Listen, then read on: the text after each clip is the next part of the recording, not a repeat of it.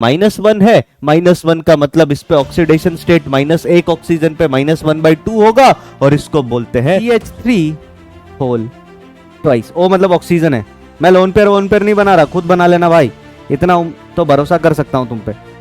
क्या मतलब इसका? बीबी आई, पहले तुम पार्टी करने कहीं चले जाते थे, अब 8 बजे फोन आना चालू हो गया। इतना देर कौन बाहर रहता bro? Hello and welcome students, कैसे आप सभी? आई होप आप सभी बहुत बढ़िया होंगे और खूब मन लगा के पढ़ाई कर रहे होंगे। मैं आपका प्यारा एसएम सर लेकर के आया हूं रफ्तार जेई का इनऑर्गेनिक का next chapter, that is P block का लेक्चर नंबर 1। लास्ट क्लास हमने क्या पढ़ा, सबसे पहले उसकी बात करेंगे, फिर आज की क्लास में हम क्या पढ़ेंगे उसकी चर्चा करेंगे। सर लास्ट क्लास बेसिकली मैंने आपको अल्कलाइन अर्थ मेटल के बारे में बताया। अल्कलाइन अर्थ मेटल के बारे में बताने के साथ साथ मैंने कुछ इंपॉर्टेंट कंपाउंड्स, उनकी मैन्युफैक्चरिंग के बारे में बताया। यूजेस आपको पढ़ने के लिए एनसीईआरटी से बोला। एनसीईआरटी की रीडिंग बहुत मस्ट है sir, very very important for point of view of JEE Mains. JEE Mains के लिए तो बहुत ज्यादा इंपॉर्टेंट है। हाँ, जेई एडवांस के लिए you need to know a lot of things more, पर ये तो एकदम प्री रिक्विजिट है सर। इसके बाद हम बात करते हैं आज के लेक्चर में हम क्या क्या पढ़ेंगे। आपको कुछ होमवर्क भी दिया था स्लाइड्स में, उनका भी डिस्कशन करेंगे।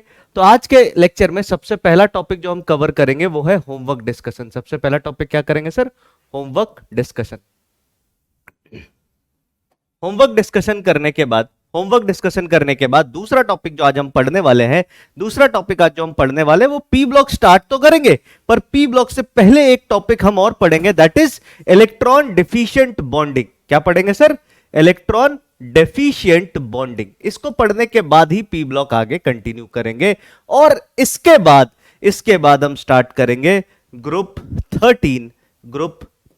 अगर एनसीईआरटी 11th की बात करें तो आपके एनसीईआरटी 11th में 2 ही ग्रुप हैं सर, ग्रुप 13 एंड ग्रुप 14। तो हम इन 2 ग्रुप्स को पढ़ने वाले हैं। तो बेसिकली आज का lecture most of the time वो इलेक्ट्रॉन डेफिशिएंट बॉन्डिंग पे ही डिवोटेड होगा। इलेक्ट्रॉन डेफिशिएंट बॉन्डिंग के 2 टाइप होते हैं, उन दोनों को हम बहुत ही डिटेल्ड वे में पढ़ेंगे सर।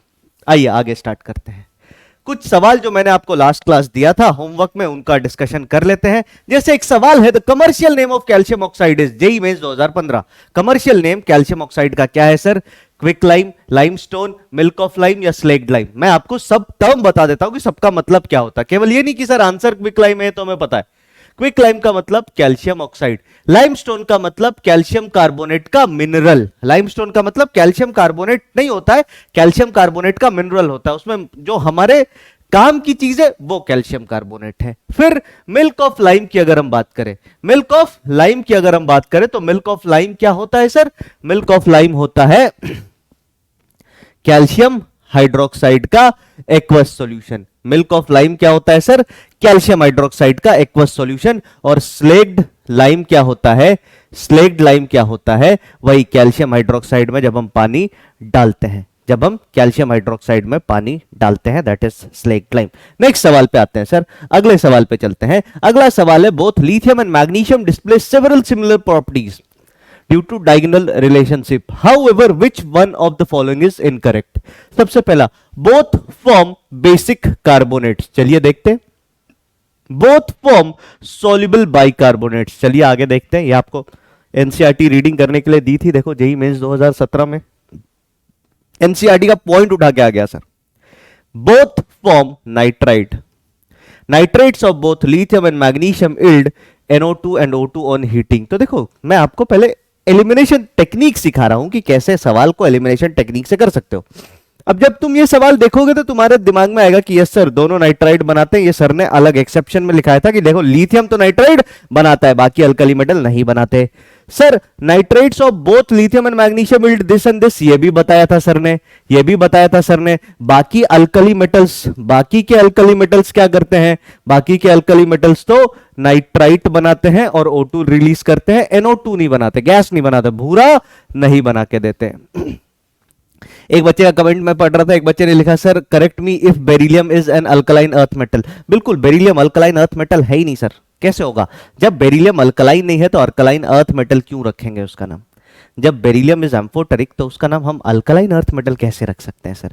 ये बात मैंने आपको बताई थी शायद जब अपन लिख रहे थे। हाँ, लेकिन इन जनरल हम क्या करते हैं, हम ग्रुप 2 ना यूज करके उसको एईएम से रिप्रेजेंट कर देते हैं। गलत है। एईएम इज आफ्टर मैग्नीशियम के बाद वाले सभी एलिमेंट। बेरिलियम को हम अल्कलाइन अर्थ मेटल नहीं कहते, पर ग्रुप 2 के एलिमेंट को ही डेजिग्नेट कर दिया जाता है कि जा सब अल्कलाइन अर्थ मेटल। जैसे आप नूडल्स खाओ, आप सभी नूडल्स को मैगी बोलते हो।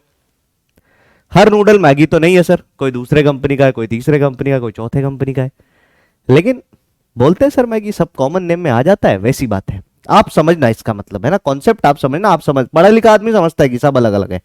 आगे आते हैं, बोथ फॉर्म बेसिक कार्बोनेट। एक बात बताओ, क्या सोडियम कार्बोनेट बेसिक नहीं होता है? आप बोलोगे सर सोडियम कार्बोनेट भी बेसिक होता है। क्या पोटेशियम कार्बोनेट बेसिक नहीं होता है? आप बोलोगे सर पोटेशियम कार्बोनेट भी बेसिक होता है।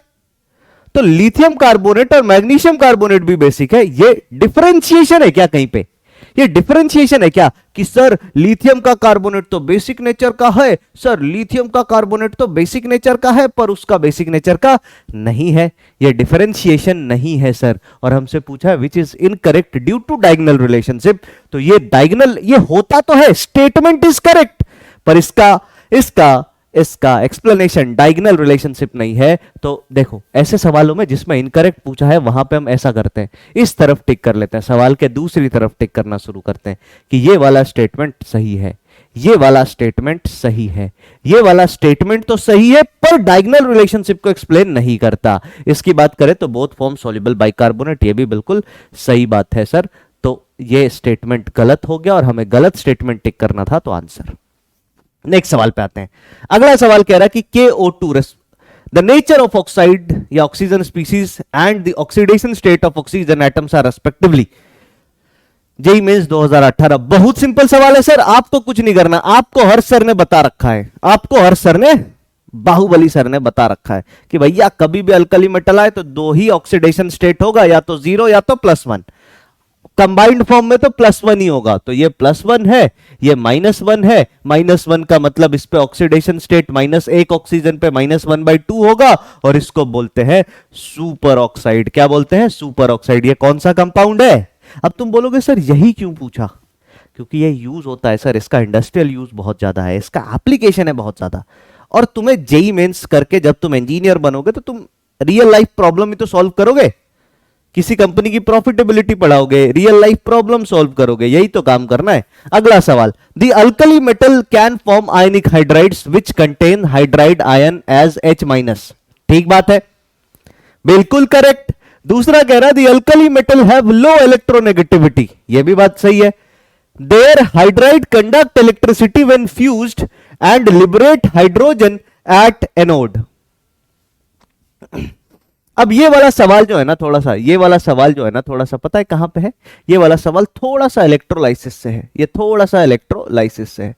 तो इलेक्ट्रोलाइसिस तुम्हें बहुत ज्यादा पता है नहीं, बहुत ज्यादा पता है नहीं। ये स्टेटमेंट ठीक है सर, स्टेटमेंट तो ठीक है। इस स्टेटमेंट में एक गड़बड़ी कहां पे है मैं ये बताता हूं। देखो इस स्टेटमेंट में, मतलब ये स्टेटमेंट ठीक है, एक गड़बड़ी ये है कि आपने इलेक्ट्रोकेमिस्ट्री नहीं पढ़ी। इलेक्ट्रोकेमिस्ट्री नहीं पढ़ी मतलब गड़बड़ी नहीं है, एक सेटबैक है, सेटबैक भी नहीं कहूंगा मैं, कि हमने नहीं पढ़ा है सर। वो 12वीं में पढ़ते हैं, तो 12वीं वाले बच्चे अगर देख रहे हैं, ड्रॉपर वाले देख रहे हैं, तो वो भी समझेंगे साथ में कि सर यहां पे कह रहा है कि हाइड्रोजन लिबरेटेड एट एनोड। ये सवाल में ट्रिक क्या है कि बहुत सारे बच्चे हाइड्रोजन को H+ समझते हैं। H+ जो है वो कभी भी रिड्यूस होगा, और रिड्यूस होगा तो कैथोड पे जाके रिड्यूस होगा, और कैथोड पे बनाएगा H2। क्योंकि कैथोड पे हमेशा, मैं जो बोल रहा हूं उसको सुनना सर ध्यान से, काम आएगा कहीं ना कहीं, याद रखना 11वीं वालों के लिए भी। सर कैथोड पे हमेशा रिडक्शन होता है। H- दूसरा आयन है सर, H- कहां पे बनेगा? एनोड पे बनेगा। एनोड पे H2 बनेगा, क्यों? क्योंकि एनोड पे हमेशा ऑक्सीडेशन होता है, तो -1 से 0 पे जाना इज ऑक्सीडेशन। तो ये स्टेटमेंट भी सही है सर, ये स्टेटमेंट भी सही है, पर कहीं से ये इसका कोई एक्सप्लेनेशन है क्या? कहीं से इसका कोई एक्सप्लेनेशन है क्या? नहीं सर। तो इसका सही आंसर क्या हो जाएगा आपको पता है, ठीक है? इसका सही आंसर क्या हो जाएगा? Both 1 and 2 are correct, but सही एक्सप्लेनेशन नहीं है। अगले सवाल पे आते हैं। अगला सवाल कह रहा है the following compounds have arranged in correct order of their increasing thermal stability, identify the correct order. मतलब अच्छा ठीक है, हमें इनके करेक्ट ऑर्डर को बताना है, थर्मल स्टेबिलिटी का। सर ये सभी कार्बोनेट है, कार्बोनेट बोले तो poly atomic ion, poly atomic अनायन, और पॉली एटॉमिक अनायन की अगर हम चर्चा करें भैया, पॉली एटॉमिक अनायन की चर्चा करें तो सॉल्युबिलिटी नीचे जाते हुए बढ़ती है, सॉल्युबिलिटी नीचे जाते हुए बढ़ती है, तो नीचे जाते हुए, पर ये अरेंज ठीक से नहीं है। ये है पहला एलिमेंट, ये है दूसरा एलिमेंट, ये है क्या कहते हैं, इस पे आ जाए तो ये है तीसरा एलिमेंट इस ग्रुप का, और ये है चौथा एलिमेंट। ये चौथा एलिमेंट इस ग्रुप का है ही नहीं। लेकिन आपके एसएम सर ने आपको एक बात बताया था, सर अल्कलाइन अर्थ मेटल, अच्छा अल्कलाइन अर्थ मेटल नहीं लिखता हूं क्योंकि बेरिलियम है, फिर तुम बोलोगे सर आप इसको अल्कलाइन अर्थ मेटल बोल रहे हो। वैसे मैं बोल तो उसको कभी नहीं रहा, मैं पहले ही खारिज कर चुका हूं। हाँ मैं चलो ग्रुप 2 का मेटल लिख देता हूं, ग्रुप 2 मेटल पर निकल जाएगा यार, इतना अल्कलाइन अर्थ मेटल बोलचाल की भाषा में इतना है ना कि तुम नूडल देख के मैगी ही बोलोगे, तुम टूथपेस्ट देख के कोलगेट ही बोलते हो। सर क्या कर सकते हैं। ग्रुप 2 की बात करते हैं। ग्रुप 2 के जो कार्बोनेट्स होते हैं, ग्रुप 2 के कार्बोनेट्स जो होते हैं, मैंने आपको बताया था ये हीट करने पर ऑक्साइड देते हैं, ये हीट करने पर ऑक्साइड देते हैं और CO2 देते हैं। हर सर ने ऐसे सवाल आपको करवाए होंगे मोल कॉन्सेप्ट में, मिक्सचर वाले सवाल की, एक का कार्बोनेट दूसरे कार्बोनेट लिया, इतने ग्राम हीट कर दिया, इतना CO2 निकला, बताओ कॉम्पोजिशन क्या। लेकिन वही ग्रुप 1 एलिमेंट के कार्बोनेट जो होते हैं, ग्रुप 1 एलिमेंट के जो कार्बोनेट होते हैं, इनको हीट करने पे कोई रिएक्शन नहीं होती एक्सेप्ट फॉर लिथियम जो कि फॉलो करता है इसको। तो ऑब्वियस सी बात है ई चच्चा तो जीतना चाहिए, सबसे ज्यादा थर्मल स्टेबिलिटी इनकी होनी चाहिए क्योंकि ये तो रिएक्ट ही नहीं करेंगे, बाकी सब तो टूट जाएंगे। तो देख लेते हैं, पहले इसमें अरेंज कर लेते हैं। 1 का मतलब 4 सबसे पीछे होना चाहिए, 4 सबसे पीछे होना चाहिए, दो ही ऑप्शन सही है, 4 सबसे पीछे होना चाहिए, दो ही ऑप्शन सही है। उसके बाद बात करें तो बेरिलियम के बाद आएगा मैग्नीशियम, मतलब 2 आना चाहिए, 4 के बाद 2, 4 के बाद 2, फिर इसके बाद आना चाहिए कैल्शियम, तो 4 के बाद 3, ये वाला सही ऑप्शन है। देखो दोनों ऑप्शन दे रखा है जेई ने, जिसके दिमाग में वो नहीं गया वो यहां से गया माइनस। सोचो इतना इजी सवाल, आप माइनस में नंबर लेके आ जाओगे। फिर अगला सवाल है, the property of all alkaline earth metal that increases with their atomic number. Atomic number increase करने का मतलब डाउन द ग्रुप बात कर रहे हैं। आयनाइजेशन एंथैल्पी बढ़ती है डाउन द ग्रुप, आप बोलोगे no sir. Solubility of their hydroxide बढ़ता है डाउन द ग्रुप, हाँ या ना, बोलो बोलो बोलो। तो in general solubility decreases down the group, but they are exception. Alkaline earth metal में एक्सेप्शंस किसके किसके लिए, फ्लोराइड, हाइड्रोक्साइड, और कौन था सर, और कौन था, ऑक्सलेट, और एक आयन आपके लिए छोड़ रहा हूं जिसको आप बताओगे। मैंने टोटल 4 आयन लिखाया है सर एक्सेप्शन में, वो आप बताओगे सर चौथा आयन कौन है। तो सॉल्युबिलिटी ऑफ देयर हाइड्रोक्साइड क्या होता है sir, increases down the group, सही बात है ना। फिर solubility of there sulphate, solubility of there sulphate, इनके सल्फेट की सॉल्युबिलिटी नॉर्मल ट्रेंड फॉलो करती है, डिक्रीजेस डाउन द ग्रुप, है ना, तो ये इंक्रीज नहीं करती है। Electronegativity also decreases down the group, तो सही आंसर हो गया B part is are correct answer. फिर आते हैं अगले सवाल पे।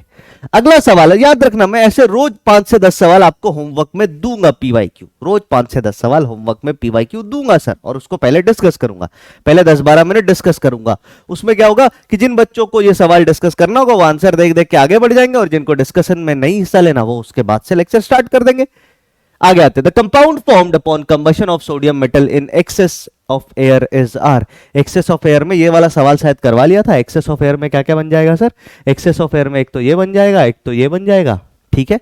अब एक सवाल मैं देता हूं उसको करो, ये बढ़िया सवाल, एक सवाल मैं देता हूं उसको करो सर, एक सवाल मैं देता हूं उसको करो। सवाल आपके सामने ये है, सवाल आपके सामने ये है कि हमने क्या किया सर, हमने क्या किया, सोडियम को, sodium in moist air, moist air can form, sodium in moist air can form, पहला Na2O, दूसरा NaOH, तीसरा Na2CO3, Na2CO3। या एक काम करते हैं, सोडियम ना लेके पोटेशियम लेते हैं, थोड़ा ज्यादा रिएक्टिव है, रिएक्टिविटी हमें इनहैंस्ड मिल जाएगी, तो पोटेशियम ले लेते हैं, सोडियम की जगह पोटेशियम लिख लेते हैं। चलो K2O, KOH, K2CO3, और चौथे में K2SO4।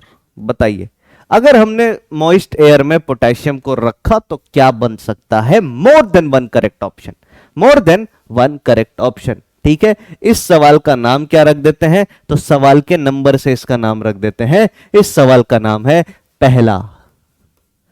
पहले का आंसर आप लिखिएगा सर, पहला ABC 1 2 3 4 ऐसे ऐसे करके कमेंट करोगे, मेरे को पता लग जाएगा कि तुम सही कमेंट कर रहे हो, तुम्हारे भेजे में सही बातें जा रही हैं कि नहीं जा रही। तो अगर आप इस पहले वाले सवाल का आंसर देखोगे तो मैं देखो अब आंसर दे रहा हूं, मैं उम्मीद करता हूं कि आपने पॉज करके पहले खुद ट्राई किया होगा करने का। आप में से बहुत सारे लोग बोलेंगे सर मॉइस्ट एयर है मतलब एयर है, एयर है का मतलब बन गया खत्म आंसर, पर मोर देन वन करेक्ट है। क्या क्या होगा देखिए सर, पोटेशियम सबसे पहले एयर में ऑक्सीजन के साथ रिएक्ट करके बनाएगा K2O। K2O और मॉइस्ट एयर है, इसका मतलब कहीं ना कहीं वाटर वेपर भी होगा, तो H2O है, H2O के साथ ये तुरंत बना लेगा KOH, और KOH एक बेसिक ऑक्साइड है सर, और बेसिक ऑक्साइड जैसे ही CO2 के साथ रिएक्ट करेगा, अरे एयर में तो CO2 भी होता है मेरे भाई, और CO2 के साथ जैसे ही रिएक्ट करेगा ये क्या बना के देगा सर? K2CO3। तो ये भी बना, ये भी बना और ये भी बना, तो पहले का सही आंसर है, पहले का सही आंसर है 1 2 एंड 3।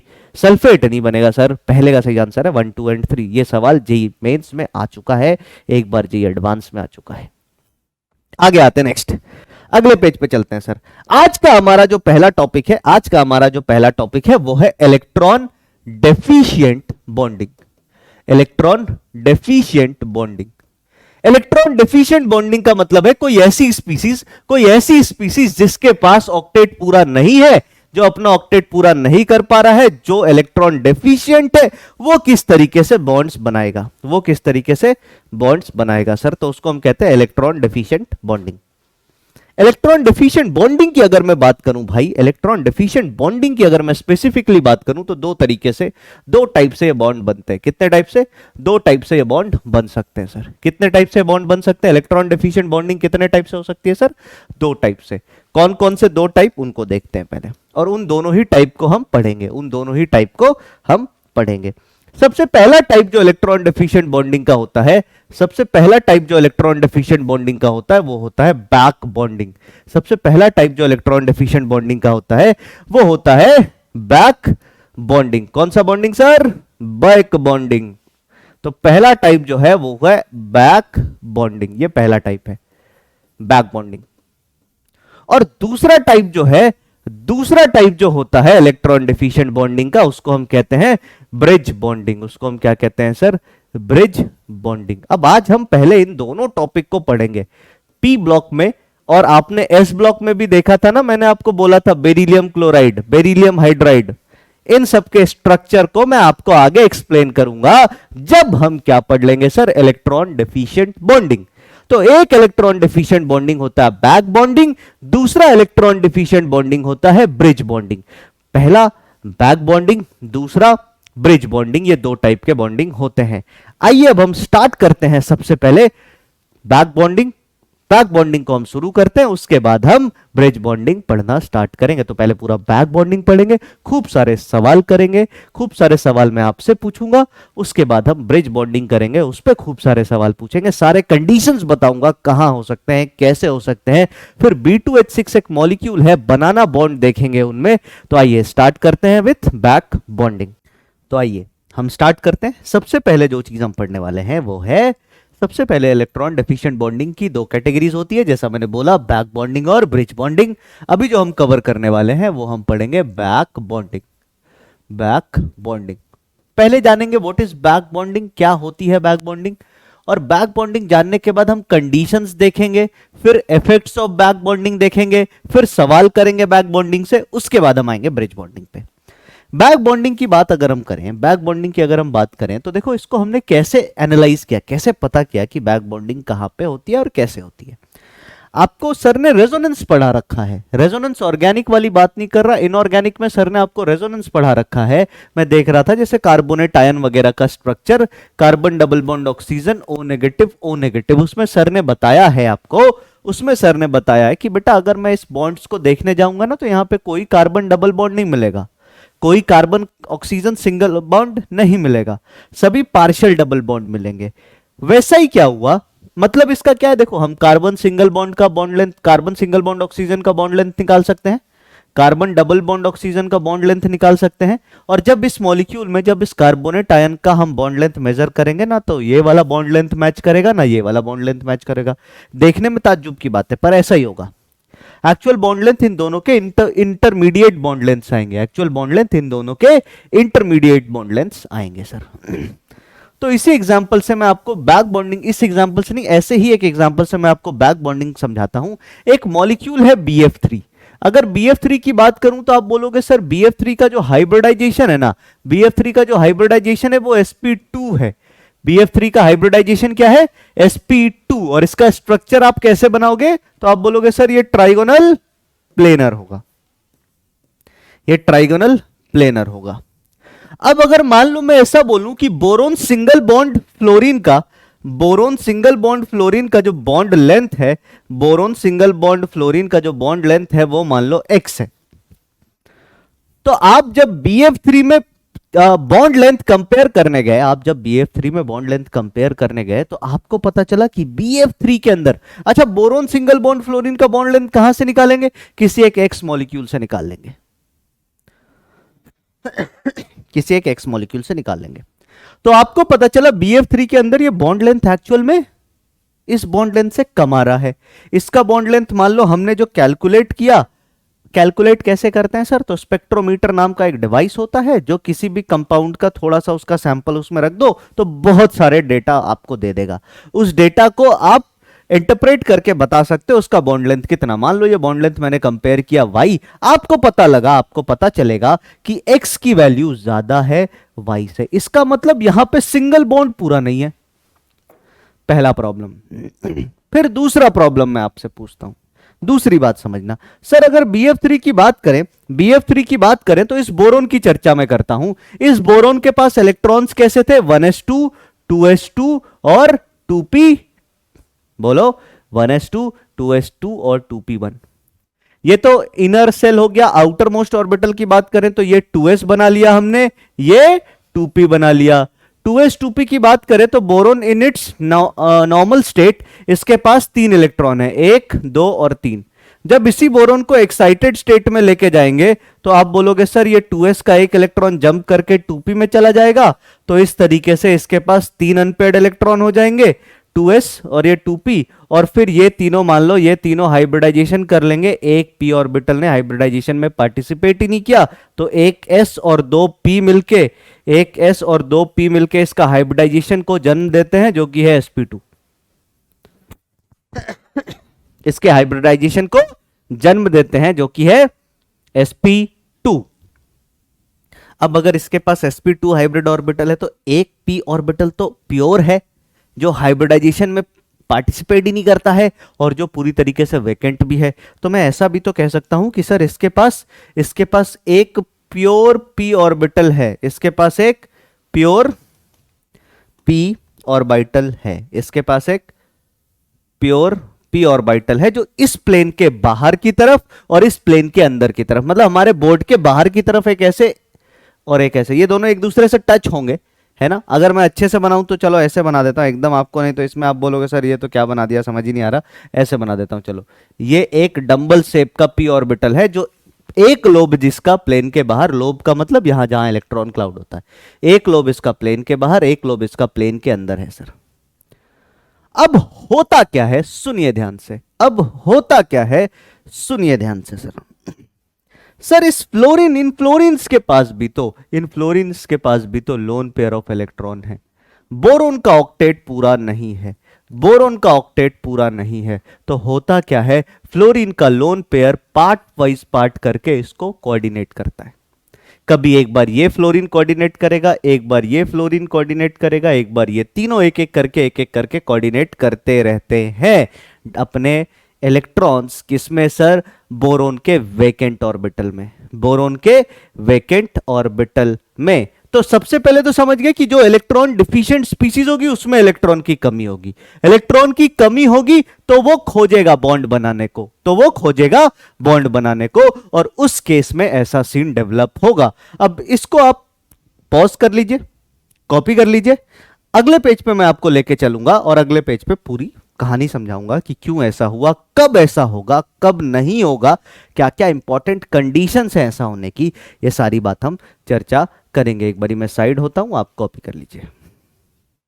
चलिए, आपने इसको कॉपी कर लिया होगा, अब हम समझते हैं। देखो, मैं कुछ बातें और बता दूं आपको, सुनिए ध्यान से। बैक बॉन्डिंग की जरूरत समझो क्या है सर। बैक बॉन्डिंग की जरूरत समझो क्या है। ये बेसिक सा एक सिनेरियो है जो आपके घर में होता है नॉर्मली। जैसे मान लो आपके घर में आपके चाचा, आपके कोई रिलेटिव है ना, अचानक से उनको इकोनॉमिक क्राइसिस आ गई, अचानक से उनके ऊपर कोई इकोनॉमिक क्राइसिस आ गई, बहुत ज्यादा पैसों की जरूरत पड़ गई। तो बेसिकली वो क्या करेंगे, पहले अपने रिलेटिव से ही अपनी कमी को पूरी करने की कोशिश करेंगे। Same goes with boron. आपको देख के फ्लोरीन दुनिया का सबसे बदमाश एलिमेंट लगता होगा, भले ही आपको देख के फ्लोरीन दुनिया का सबसे बदमाश एलिमेंट लगता होगा सर, एक नंबर का आप गुंडा मान लो इसको, कि भैया जहां रहेगा इलेक्ट्रॉन खींचेगा, सबसे ज्यादा इलेक्ट्रोनेगेटिव है। बॉन्डेड में तो किसी के साथ बॉन्डेड है, इलेक्ट्रॉन फ्लोरीन ही खींचेगा सर। लेकिन जब घर में जरूरत पड़ती है तो अच्छे से अच्छा बदमाश भी बहुत बड़े बड़े काम, बहुत बेहतरीन काम कर जाता है सर। तो देखने में तो ये एकदम गुंडा आदमी है सर, पर देखो बोरोन, घर की बात हो गई। घर की बात क्यों हुई, क्योंकि they are already bonded, relation है सर इनके बीच में सिंगल बॉन्ड से, तो इसने इलेक्ट्रॉन कोऑर्डिनेट कर दिया। अब बात करेंगे आगे, कुछ कुछ बातें ध्यान से सुनिए। कभी भी बैक बॉन्डिंग अगर होगी, कभी भी बैक बॉन्डिंग होगी तो हमारे पास दो टाइप के एटम होंगे, ध्यान से सुनिएगा। कभी भी बैक बॉन्डिंग होगी तो हमारे पास बैक बॉन्डिंग के केस में दो टाइप के एटम होंगे, दो टाइप के एटम होंगे। एक एटम होगा जिसके पास इलेक्ट्रॉन की डेफिशिएंसी हो। तो क्या बोला मैंने, एक एटम होगा इलेक्ट्रॉन डेफिशिएंट एटम। एक एटम जो होगा वो कैसा होगा सर, इलेक्ट्रॉन डेफिशिएंट एटम। ऐसा एटम जिसके पास इलेक्ट्रॉन की डेफिशिएंसी हो, इलेक्ट्रॉन की डेफिशिएंसी हो। और जिस एटम के पास इलेक्ट्रॉन की डेफिशिएंसी होगा वो इलेक्ट्रॉन एक्सेप्ट करने को तैयार होगा, तो इसको मैं बोलचाल की भाषा में एक्सेप्टर एटम बोल देता हूं, है ना। एक्सेप्टर एटम जो एक्सेप्ट करने के लिए तैयार है, भैया इलेक्ट्रॉन दे दो। दूसरा जो एटम होगा, आयन होगा, जो भी चीज होगा, वो कैसा होगा सर, वो इलेक्ट्रॉन रिच होगा। वो क्या होगा सर, इलेक्ट्रॉन रिच एटम या आयन या स्पीसीज। मैं एटम ना लिख करके स्पीसीज लिख दूं, ज्यादा सही रहेगा। इलेक्ट्रॉन रिच स्पीसीज होगी सर। और जो इलेक्ट्रॉन रिच स्पीसीज होगी, जो इलेक्ट्रॉन रिच स्पीसीज होगी वो डोनर का काम करेगा। किसका काम करेगा, डोनर का। तो दो चीजें आ गई हमारे पास, एक है एक्सेप्टर, एक है डोनर। रिलेशन हमें पहले से पता है कि भैया अगर ये बॉन्डेड है तभी ये इलेक्ट्रॉन एक्सेप्ट करेंगे, अगर ये बॉन्डेड है तभी ये रिलेशनशिप काम करेगा, तभी इलेक्ट्रॉन का डोनेशन और एक्सेप्टेंस होगा। अगर पहले से ये बॉन्डेड नहीं है तो it will never come to agreement of back bonding, कभी बैक बॉन्डिंग जैसी चीज होगी नहीं सर। तो एक्सेप्टर एटम के पास क्या होना चाहिए सर, तो मैं कुछ कंडीशंस लिख रहा हूं, ध्यान से देखिएगा। Conditions for an acceptor atom, अच्छा एक्सेप्टर एटम होने के लिए आपके पास क्या होना चाहिए, तो आपके पास होना चाहिए low energy vacant orbital. Accept कहां पे करोगे, वेकेंट ऑर्बिटल में एक्सेप्ट करोगे, तो इस एटम के पास लो एनर्जी वेकेंट ऑर्बिटल होने चाहिए। कौन कौन से ऑर्बिटल होंगे तो काम चल जाएगा सर, 2p होगा तो काम चल जाएगा, बिल्कुल चल जाएगा सर। 3p होगा तो काम चल जाएगा, 3d होगा तो काम चल जाएगा, ये तीन होंगे तो काम चल जाएंगे। एक्सेप्टर एटम कहां कहां पे आ सकता है सर, तो एक्सेप्टर एटम आपके पीरियोडिक टेबल का पीरियड नंबर 2 एंड 3 को बिलोंग कर सकता है। पीरियड नंबर 2 एंड 3 को बिलोंग कर सकता है सर। पीरियड 2 का है तो चल जाएगा, पीरियड 3 का है तो चल जाएगा। इसके ऊपर अगर गया तो बैक बॉन्डिंग तो होगी पर उसका स्ट्रेंथ इतना अच्छा नहीं होगा कि we will consider it as a bond, हम इग्नोर कर देंगे, बोलेंगे जाने दो, यहां पे कोई फर्क नहीं पड़ता। वो ऐसा है कि 10 किलो आलू लेके आए तो 5 थोड़ा सा है ना, एक मुट्ठी धनिया फ्री वाला हिसाब किताब है, तो उसके पैसे थोड़ी देते हो धनिया के, तो वैसा हिसाब किताब हो जाएगा। एक्सेप्टर एटम की तो बात हो गई। डोनर एटम की बात करें तो डोनर एटम के पास क्या होना चाहिए सर, डोनर एटम के पास लो एनर्जी लेवल वाले ऑर्बिटल में इलेक्ट्रॉन पेयर होने चाहिए। तो इनके पास क्या होना चाहिए? इलेक्ट्रॉन पेयर होना चाहिए। पहले तो इलेक्ट्रॉन पेयर कहां पे होना चाहिए? Electron pair low energy orbital में, लो एनर्जी ऑर्बिटल में, लो एनर्जी ऑर्बिटल में। ठीक है, कहां पे चलेगा? तो इन जनरल जो प्रेफरेंस अपनी है, इन जनरल अपनी जो प्रेफरेंस है वो कहां पे है सर? 2p का अगर लोन पेयर है, 2p में अगर लोन पेयर है तो सबसे बढ़िया, 2p में अगर लोन पेयर है तो सबसे बढ़िया। कुछ केसेस में 3p भी आ जाता है, पर 3p को नेग्लेक्ट ही मान के चलते हैं सर कुछ केसेस में। और एक इंपॉर्टेंट पॉइंट याद रखिएगा कि बेस्ट कब है, बेस्ट पॉसिबिलिटी क्या है? बेस्ट पॉसिबिलिटी क्या है सर? बेस्ट पॉसिबिलिटी है कि ये डोनर एटम जो है, बेस्ट पॉसिबिलिटी है कि ये डोनर एटम जो है वो पीरियोडिक टेबल के पीरियड नंबर 2 को बिलोंग करे, पीरियड नंबर 2 को बिलोंग करे। अब एक बार BF3 का केस देखते हैं कि क्या ये सभी कंडीशंस फुलफिल हो रही हैं। आइए सर, BF3 में बात करें, बोरोन, बोरोन का हाइब्रिडाइजेशन sp2, इसके पास एक 2p ऑर्बिटल वैकेंट, बहुत अच्छी बात है। वैकेंट ऑर्बिटल 2p हो सकता है, 3p हो सकता है, 3d हो सकता है, बिल्कुल सही। फिर उसके बाद अगर हम बात करें इसके सामने फ्लोरीन, फ्लोरीन की बात करें तो इसके पास लोन पेयर कितने? 3 लोन पेयर सर। कहां पे? तो प्योर p ऑर्बिटल में। कौन से p ऑर्बिटल में? 2p ऑर्बिटल में। तो लोन पेयर भी 2p ऑर्बिटल में। तो ये तो सुभान अल्लाह वाली बात हो गई। अच्छा नहीं, सबसे अच्छा है ना, दोनों ही 2p में सर। तो ये बॉन्डिंग होगी और इसने इसको इलेक्ट्रॉन कोऑर्डिनेट कर दिया क्योंकि इसके पास वैकेंसी है और इसके पास इलेक्ट्रॉन है। क्या ये बात समझ में आई? तो ये कुछ पॉइंट्स थे कंडीशन के। लेकिन इससे पहले, इन सबसे पहले द अटमोस्ट कंडीशन, सबसे प्रायर कंडीशन जो फुलफिल होना चाहिए कि बैक बॉन्डिंग टेक्स प्लेस, मैं अगले पेज में इसको लिख रहा हूं, पर ये सबसे इंपॉर्टेंट कंडीशन है। बैक बॉन्डिंग के बारे में सोचेंगे ही तब। सबसे इंपॉर्टेंट कंडीशन है भाई लोग, क्या? कि back bonding, back bonding only takes place, back bonding only takes place, only takes place when acceptor atom, acceptor atom, acceptor and donor atoms are already bonded. ये पहले से इनके बीच में कोई रिश्ता है तभी होगा, अगर पहले से कोई रिश्ता नहीं है तो कोई फर्क भी नहीं पड़ेगा सर, जू भी नहीं रेंगेगी इनके कानों में, जू तक नहीं रेंगने वाली सर इनके कानों में। जैसे मान लो एग्जाम्पल के लिए अभी मैंने बोला, तुम खुद का एग्जाम्पल ले लो, तुम खुद का एग्जाम्पल ले लो, तुम खुद का एग्जाम्पल ले लो। मान लो तुम बढ़िया काम कर रहे हो, बढ़िया कमा दमा रहे हो, तुम्हारा भाई आएगा तुम्हारे पास, बोलेगा भैया ये वाला नाइकी का जूता दिला दीजिए, तुम दिला दोगे? कोई रोड पे से चलता हुआ आदमी आके बोलेगा भैया नाइकी का जूता दिला दीजिए, तो तुम जूता तो नहीं दिलाओगे, छाप पड़ा दोगे उसके ऊपर अपने जूते से क्यों? हम जूता देंगे तुमको। काहे भाई? कोई रिश्ता? काहे? बताओ, कर्जा खाए हैं तुम्हारा तो नहीं ना। तो यही बात है, पहले बॉन्डिंग होनी जरूरी है सर, तभी बैक बॉन्डिंग होगा। जब तक बॉन्डिंग नहीं तब तक बैक बॉन्डिंग नहीं। और एक और इंपॉर्टेंट पॉइंट वो याद रखिएगा, नोट याद रखिएगा इस बात को कि a back bond, a back bond, a back bond is a coordinate pi bond. एक बैक बॉन्ड कैसा बॉन्ड होता है सर? कोऑर्डिनेट पाई बॉन्ड होता है सर। बैक बॉन्ड, एक बैक बॉन्ड हमेशा कोऑर्डिनेट बॉन्ड होगा और हमेशा पाई बॉन्ड होगा, हमेशा पाई बॉन्ड होगा। ठीक है, तो ये बात हो गई बैक बॉन्डिंग की, ये बात हो गई बैक बॉन्डिंग की। जैसे एक सवाल आपसे पूछता हूं, क्वेश्चन, एक सवाल आपसे पूछता हूं, क्वेश्चन, कि बैक या bond order of, bond order of, bond order of BF bond, bond order of BF bond in BF3 is, BF3 में BF सिंगल बॉन्ड का बॉन्ड ऑर्डर क्या होगा?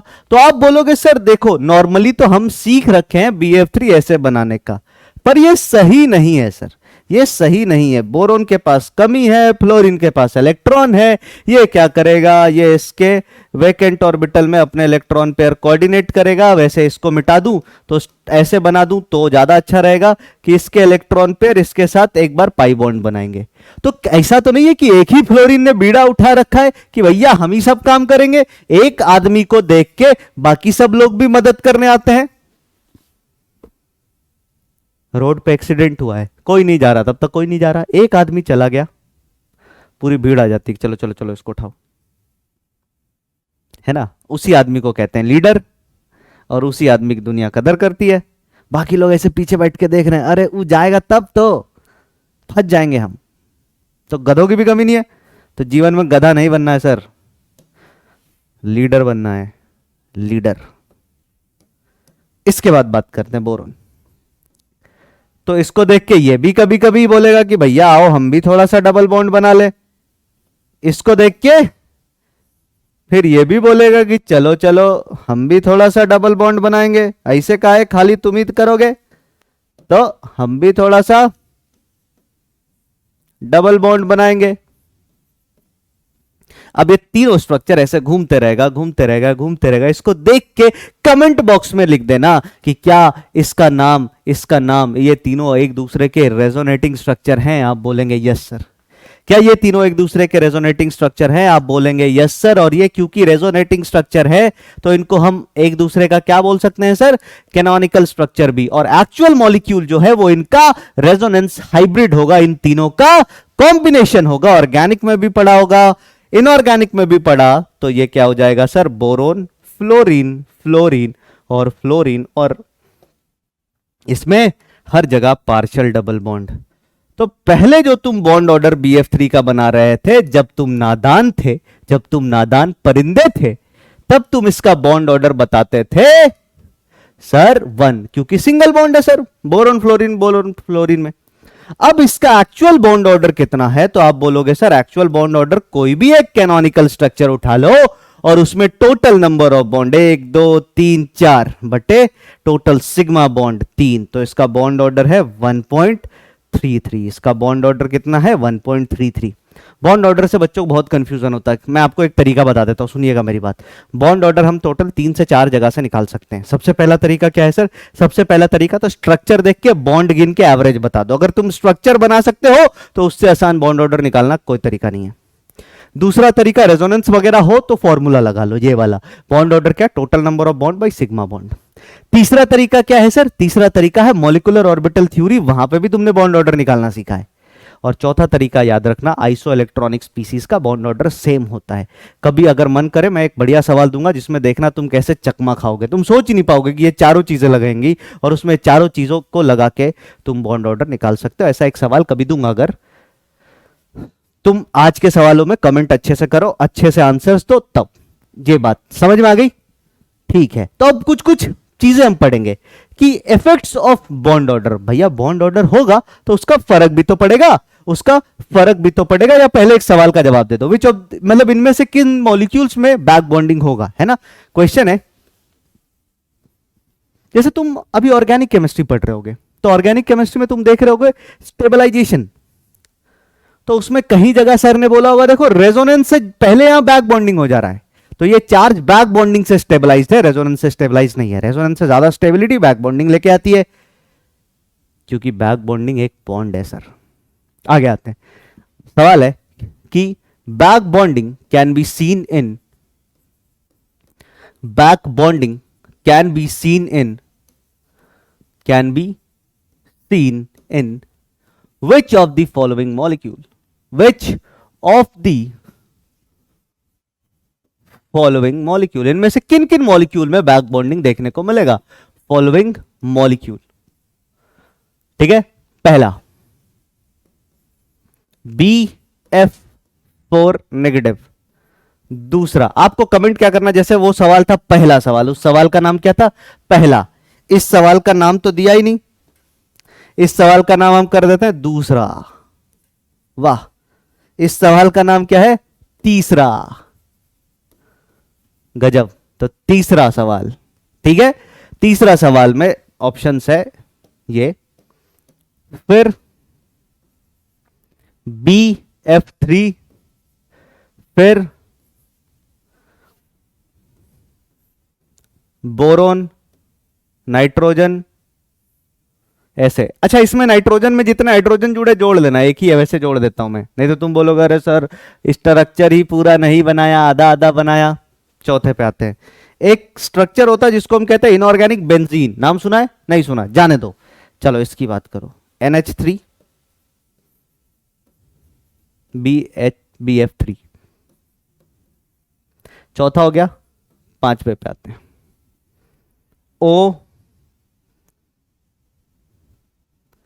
OSiH3 whole twice. छठे पे आते हैं, OCH3 होल ट्वाइस। O मतलब oxygen है, मैं लोन पेयर नहीं बना रहा, खुद बना लेना भाई, इतना तो भरोसा कर सकता हूं तुम पे। सातवें पे आते हैं, NSiH3 होल ट्वाइस। आठवें पे आते हैं, NCH3 होल ट्वाइस। अब पहले तो स्ट्रक्चर बनाना पड़ेगा सर, स्ट्रक्चर बना लोगे तो आगे सोच पाओगे। पहले जिसमें स्ट्रक्चर नहीं बनाना पड़ता उसकी बात करते हैं। देखो इसमें से कितने होंगे, तो जेई ऐसे तुम्हें सवाल फेंक देगा तुम्हारे कॉपी पे, जेई एडवांस देगा ऐसे सवाल और बोलेगा कितने मॉलिक्यूल्स होंगे, ऐसे कितने। तो टोटल 8 मॉलिक्यूल, आंसर 1 से लेकर 8 के बीच में कुछ भी हो सकता है, 0 भी हो सकता है।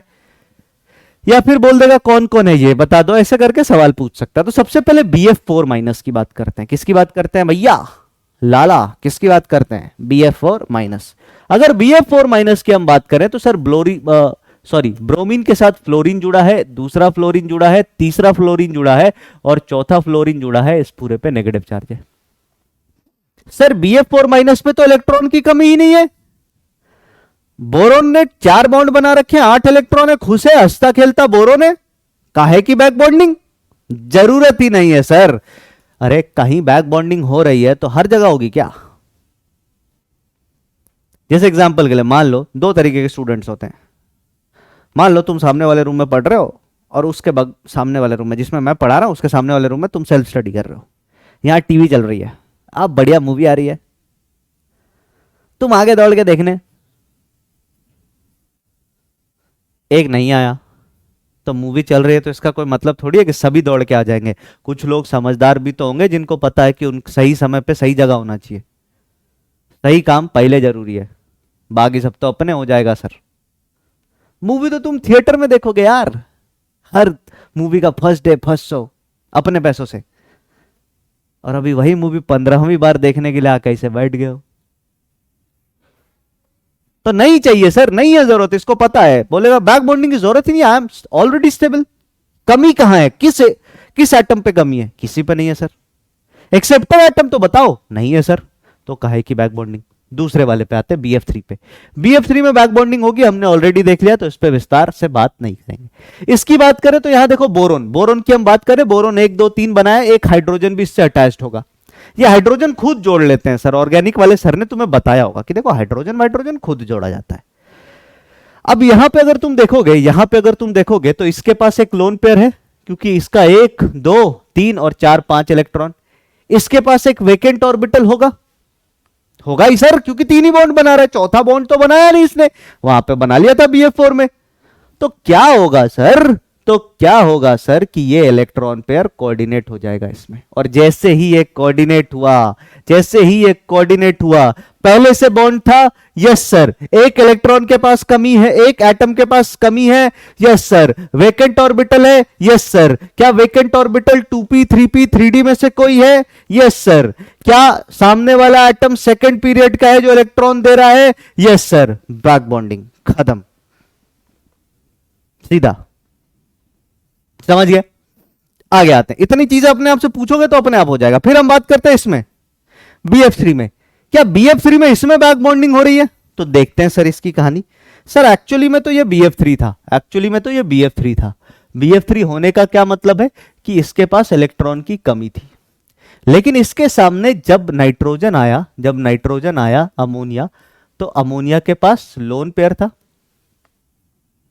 अमोनिया ने बोला देख तेरे पास इलेक्ट्रॉन की कमी, मेरे पास लोन पेयर, हम दोनों बॉन्ड बना लेते हैं, बड़ा मॉलिक्यूल बनके राज करेंगे पूरी धरती पे। बोरोन ने बोला ठीक है, लो मेरे प्योर पी ऑर्बिटल के साथ ओवरलैपिंग कर लो। ओवरलैपिंग हो गई, या प्योर पी के साथ तो नहीं होगी, फिर इसका हाइब्रिडाइजेशन ही बदल जाएगा। मैं बस एग्जांपल दे रहा हूं, है ना। प्योर पी नहीं बोलता हूं, नहीं तो तुम बोलोगे अरे सर गलत पढ़ा दिया। प्योर पी बोल देंगे तो बोल दोगे गलत पढ़ा दिया, इसका हाइब्रिडाइजेशन ही बदल जाएगा। फिर ये कैसा बन जाएगा सर, ये ऐसा बन जाएगा, ई नाइट्रोजन से जुड़ा, ई एगो हाइड्रोजन, हाइड्रोजन हाइड्रोजन, और यहां बोरोन, बोरोन से जुड़ा हाइड्रोजन हाइड्रोजन हाइड्रोजन, ये sp3 हाइब्रिडाइज्ड हो गया। ये sp3 पहले भी था, अभी भी है, इस पे तो कुछ बदला नहीं। अब यहां पे क्या कहोगे सर, अब यहां पे क्या कहोगे, बोलो बोलो बोलो। तो यहां पे तुम बोलोगे ये बैक बॉन्ड है, आप बोलेंगे नहीं सर, सर ने बताया था, एसएम सर ने हमें बोला था बैक बॉन्डिंग हमेशा एक डेटिव बॉन्ड होता है, लेकिन डेटिव पाई बॉन्ड होता है। सर ये तो केवल डेटिव बॉन्ड है, पाई बॉन्ड कहां है, पाई कहां है, ये तो पहला बॉन्ड है सर, ये तो पहला बॉन्ड है। और बैक बॉन्डिंग तो वहां होता है जहां पहले से एक बॉन्ड प्रेजेंट हो। इन दोनों के बीच कोई बॉन्ड था, आंसर आएगा नहीं। अभी बना, यस सर, तो ये बैक बॉन्ड नहीं है। Sigma bond can never be a back bond. अपने दिमाग में बात को भेजे में फिट कर लो सर। अगले पे आते हैं, अगले एग्जाम्पल पे आते हैं। तो ये बैक बॉन्डिंग नहीं है। अगला एग्जाम्पल है, पहले इसकी चर्चा करते हैं, छठे नंबर की, OCH3 whole twice. OCH3 whole twice, OCH3 whole twice की बात करें तो देखो ये ऑक्सीजन है, इससे जुड़ा CH3, CH3 में कार्बन खुद sp3 हाइब्रिडाइज्ड है, CH3 में कार्बन खुद sp3 हाइब्रिडाइज्ड है, और ये वाटर मॉलिक्यूल की तरह ये भी sp2 है सर, ये भी sp2 है, ये ऑक्सीजन, और ये सॉरी क्या बोल रहा हूं मैं, ये ऑक्सीजन भी sp3 है और कार्बन भी sp3 है। तो ये इसका स्ट्रक्चर मैं उम्मीद करता हूं बेटा स्ट्रक्चर तो आना चाहिए बनाना। अब तुमने केमिकल बॉन्डिंग पढ़ लिया ना, तो तुम ये नहीं कह सकते कि सर स्ट्रक्चर नहीं आता है, स्ट्रक्चर तो आना ही पड़ेगा सर। नहीं आता तो देखो सर ने बहुत अच्छे तरीके से स्ट्रक्चर बताया है। आगे आते हैं, नेक्स्ट बात करते हैं। तो हम क्या कह रहे थे सर, अब ऐसा है, अब तुम देखो सर ई एटम के पास तो लोन पेयर है, हाँ, कार्बन के पास वेकेंट ऑर्बिटल है। क्या मैं एक लाइन बोलता हूं, बार बार बोलूंगा, बहुत बार बोलूंगा, आप भी बोलिएगा और बहुत बार बोलिएगा, क्या कि सर सेकंड पीरियड का एलिमेंट कभी भी अपना ऑक्टेट एक्सपैंड नहीं कर सकता। इसने 4 बॉन्ड बना रखे हैं, अब इसकी औकात खत्म हो चुकी है सर। औकात भी एक चीज होती है, अब इसकी औकात खत्म हो चुकी है सर। अब ये किसी से इलेक्ट्रॉन नहीं लेगा, चाहे तुम इसको प्लैटिनम का इलेक्ट्रॉन लाके दे दो तो भी, प्लैटिनम का इलेक्ट्रॉन मतलब इलेक्ट्रॉन जो प्लैटिनम से बना हुआ, मैं ऐसा कहना चाह रहा हूं, मेटल ऐड करके, प्रीशियस मेटल ऐड करके मैं इसको थोड़ा कॉस्टली करना चाह रहा हूं, तो भी बोलेगा ना भाई अब पेट भर गया, अब तुम हमको कुछ भी लाके दे दो, नहीं खाएंगे। तो यहां पे बैक बॉन्डिंग का कोई केस ही नहीं बनता। लेकिन इसी का भाई यहां पे हमने कार्बन की जगह सिलिकॉन लगा दिया। तो जिस तरीके से CH3 मिथाइल ग्रुप होता है ना, उसी तरीके से SiH3 सिलाइल ग्रुप होता है, कार्बन फैमिली का ही मेंबर है सर। तो ये बना SiH3, मैं केवल H3 लिख दे रहा हूं, ये बना SiH3। इसके पास लोन पेयर बिल्कुल है, हां सर, इसके पास लोन पेयर और इसके पास वेकेंट ऑर्बिटल। कौन सा वेकेंट ऑर्बिटल, तो सिलिकॉन के पास सर, सिलिकॉन के पास 3D वेकेंट होगा क्या, हां होगा सर। क्या 3D वैकेंसी हमारे लिस्ट में आती है, एक्सेप्टर एटम के लिस्ट में 3D आती है, बिल्कुल आता है सर, देख लेते हैं। मतलब बात बन रही है, बात बन रही है। इसके पास 3D खाली है, इसका लोन पेयर खाली है, और लोन पेयर सेकेंड पीरियड में ही होगा कहीं ना कहीं, ये सेकंड पीरियड का एलिमेंट है, लोन पेयर खाली है, खुदा के इसको इसके 3D में चिपका दो। पर याद रखना कोई एक एटम एक ही बैक बॉन्ड बनाता है, तुम किसी के जेब से सारे पैसे नहीं निकाल सकते मजबूरी के नाम पे, कुछ पैसे वो अपने लिए भी बचा के रखता है, तो वो एक ही बैक बॉन्ड करेगा सर, एक ही, ऐसा नहीं कि दोनों को दे दिया सर, एक तो इधर से एक तो इधर से दे दो, ऐसे थोड़ी होता है। तुम्हारे पास जेब में 100 रुपए हैं, महीने का 10 दिन बचा हुआ है, हॉस्टल में रहते हो, घर वाले ने बोला, घर वाले ने तो दे दिया, तुम्हारा दोस्त आया बोला यार सिनेमा देखने जाना है, सिनेमा 100 रुपया दे, कभी दोगे, मारोगे भी पकड़ के कि नजर मत आ जाइयो। तो फिर ऐसे नहीं मांगेगा सिनेमा देखने जाना है, फिर बात बदल देगा, बोलेगा अरे यार दवाई लेनी है, बिल्कुल पैसे नहीं है, तो भी तुम 100 रुपये दोगे क्या, नहीं दोगे सर, कुछ पैसे तो तुम रख ही लोगे। कुछ पैसे अपने लिए बचाओगे ही सर। तो वही सीन है। तो एक ही बैक बॉन्ड एक एटम करता है, ये बात मैं बोल रहा हूं, लिख नहीं रहा, तुम लिख लेना अपनी कॉपी में कहीं छोटका सा। हाँ, तो ये एक बैक बॉन्ड कर देगा, ठीक है। तो यहां पे बैक बॉन्डिंग हो गई सर। इसके बाद हम आते हैं किस पे? अच्छा, तुम्हारे मन में आएगा सर ये सिलिकॉन, सिलिकॉन जो है, इस सिलिकॉन के पास इलेक्ट्रॉन की कमी कहां है सर? इस सिलिकॉन के पास इलेक्ट्रॉन की कमी कहां है सर? इसके पास तो 8 इलेक्ट्रॉन है, पर सिलिकॉन है ना, सिलिकॉन का पेट थोड़ा बड़ा है सर। खाली 2p नहीं है इसके पास, खाली p नहीं है इसके पास, d भी है, मतलब 3p भी है 3d भी है। तो ये सोचता है जब पेट खाली है और खाने को आसपास से कुछ मिल ही रहा है तो खा लेते हैं। तो ये बॉन्ड बनाता है। सिलिकॉन भी इलेक्ट्रॉन डेफिशिएंट एटम की तरह काम करता है। जैसे आप SiCl4 वगैरह को देखोगे तो वो लेविस एसिड की तरह काम करते हैं सर। आगे बात करते हैं इसके बाद अगर हम चर्चा करें तो इसका मतलब हम पीछे पहले आंसर टिक कर लेते हैं कि इसमें बैक बॉन्डिंग हो जाएगी, इसमें बैक बॉन्डिंग नहीं होगी। अब हम बना बना के नहीं देखेंगे सर, यहीं पे देख लेंगे। ई है नाइट्रोजन, नाइट्रोजन के पास एक लोन पेयर। ई है सिलिकॉन, सिलिकॉन के पास 3d खाली, इसके पास लोन पेयर खाली। सेकंड पीरियड का एलिमेंट है, यस सर। थर्ड पीरियड का एलिमेंट है, यस सर। बैक बॉन्डिंग होगी, हो जाएगी सर, बैक बॉन्डिंग हो जाएगी। यहां पे नाइट्रोजन, यहां पे कार्बन, कार्बन बैक बॉन्डिंग करेगा ही नहीं सर। तो इसमें अगर नंबर पूछा जाता हमसे तो नंबर होता कितना? 1 2 3 4। टोटल 4 ऐसे मॉलिक्यूल हैं 8 में से जो बैक बॉन्डिंग करेंगे, बाकी नहीं करेंगे। और कौन कौन से करेंगे? 2 3 5 7। ठीक है, मेरे को लगता है बैक बॉन्डिंग से रिलेटेड बहुत सारी बातें तुम्हारे माइंड में क्लियर हुई होंगी। अब मैं लिखता हूं एप्लीकेशन ऑफ बैक बॉन्डिंग या effects of back bonding. Effects of back bonding के बाद बैक बॉन्डिंग समाप्त। लिखिए अपनी कॉपी पे, effects of back bonding, of back bonding. तो आपको पता है सर, बैक बॉन्डिंग जो है वो क्या करता है? एक बॉन्ड बढ़ा देता है, एक बॉन्ड ही इंक्रीज कर देता है। तो सबसे पहला इफेक्ट बोले तो प्रभाव क्या क्या पड़ेगा? सबसे पहला इफेक्ट ये है, ध्यान से सुनिएगा सर, बैक बॉन्डिंग या बैक बॉन्डिंग को बीबी लिख दूं क्या? बीबी के प्रभाव सर, बीबी के प्रभाव पे कितने जोक बन चुके हैं इस दुनिया में, तो मैं पहले ही बता दे रहा हूं बीबी का प्रभाव। गलती करने से पहले ही सीख लो, है ना। हाँ, आइए बीबी के प्रभाव की बात करते हैं सर। तो बीबी के क्या क्या प्रभाव है, अच्छे भी और बुरे भी, सब देखेंगे। सबसे पहले बात करते हैं कि बीबी के आने से क्या क्या इफेक्ट होगा सर? तो बॉन्ड लेंथ जो है वो कम हो जाएगी। बॉन्ड ऑर्डर जो है वो बढ़ जाएगा। बॉन्ड स्ट्रेंथ जो है, बंध सामर्थ्य जिसको बोलते हो, बॉन्ड स्ट्रेंथ, बॉन्ड ऑर्डर बढ़ा तो बॉन्ड स्ट्रेंथ भी बढ़ जाएगा सर। क्या मतलब इसका? बीबी आई, पहले तुम पार्टी करने कहीं चले जाते थे, अब 8 बजे फोन आना चालू हो गया, इतना देर कौन बाहर रहता ब्रो? तो बॉन्ड लेंथ कम हो गई, तुम ज्यादा दूर तक जा नहीं सकते सर। बॉन्ड ऑर्डर बढ़ गया, घर में चिपके रहोगे, ज्यादा समय घर पे बिताओगे, बॉन्ड स्ट्रेंथ बढ़ गया। ठीक है, ये प्रैक्टिकल एप्लीकेशन है, देख लो ना यहाँ पे। अरे ये सब सारी बातें देखो, BF3 के कॉन्सेप्ट से ही देख लो। बॉन्ड ऑर्डर 1.3 हो गया ना, बॉन्ड ऑर्डर बढ़ा तो बॉन्ड लेंथ कम हो जाएगा सर, सीधी सी बात है। ये तो ऑलरेडी पढ़ रखा है, bond order and bond length are inversely proportional and bond order and bond strength are directly proportional. दूसरा प्रभाव देखते हैं सर, बीबी के आने से क्या होता है।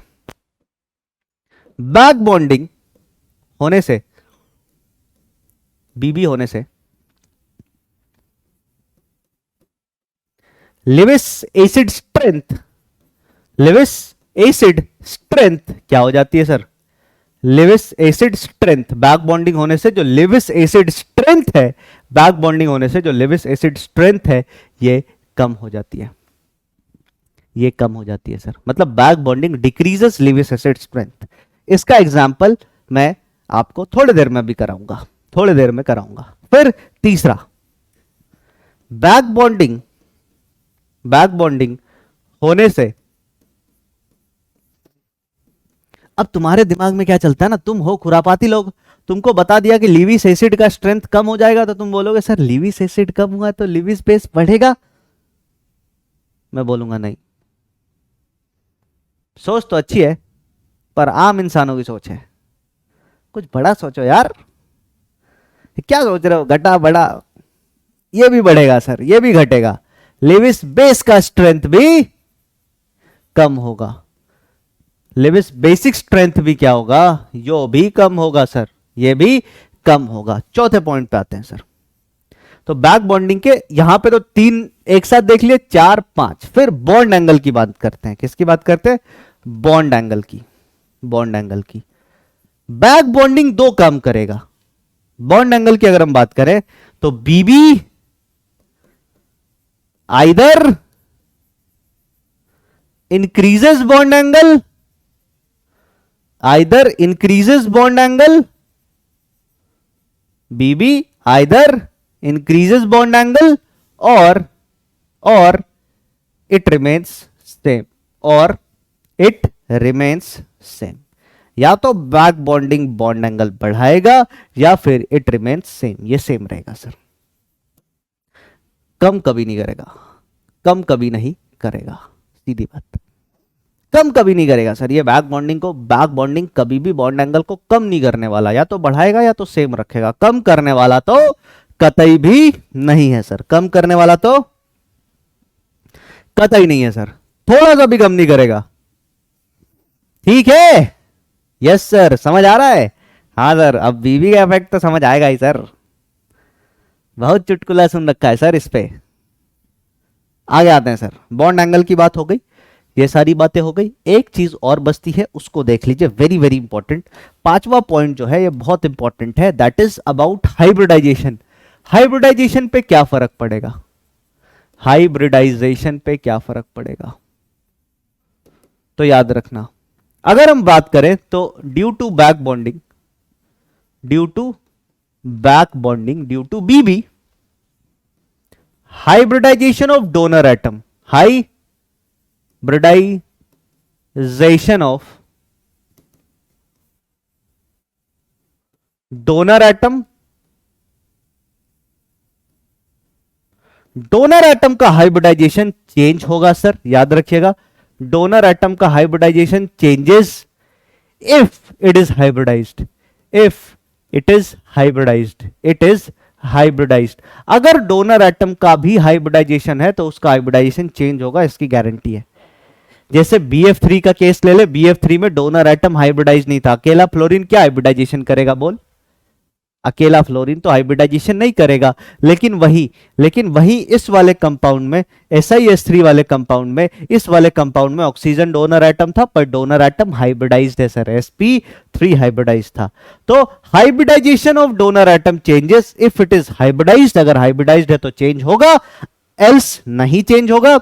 और एक्सेप्टर एटम की बात करें, एक्सेप्टर एटम तो भैया किसी केस में इसका हाइब्रिडाइजेशन बदलने वाला नहीं है। एक्सेप्टर एटम के hybridisation does not change, does not change. Acceptor atom का हाइब्रिडाइजेशन चेंज नहीं होता सर, होगा ही नहीं चेंज। आगे बात करें, बोलिए समझ आया बात? बीबी के इफेक्ट्स। अब बीबी के इफेक्ट से सवाल करते हैं, देखें तुम कितना समझे बीबी का इफेक्ट। आइए सवाल नंबर 1, क्वेश्चन नंबर 1,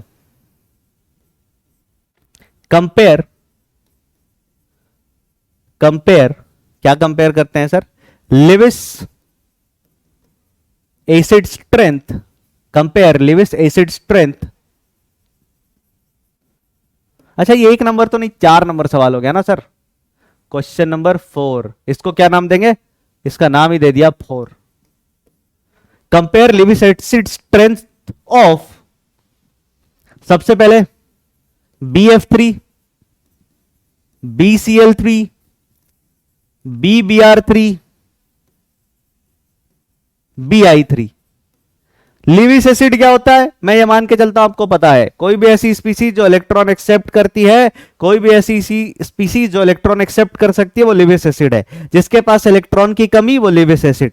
तो भैया इनके पास वैकेंट ऑर्बिटल है, इनके पास वैकेंट ऑर्बिटल है, इनके पास सबके पास वैकेंट ऑर्बिटल है, तो सभी लिविस एसिड होने चाहिए, हाँ या ना। अगर आप नॉर्मल इंसान आम जिंदगी से करोगे, नॉर्मली सोचोगे, तो आप बोलोगे ये तो है बोरोन, बोरोन के साथ 3 गो फ्लोरीन, और 3 गो फ्लोरीन तो 3 फ्लोरीन तो खींच के इसकी जिंदगी बर्बाद कर देगा, और बर्बाद करेगा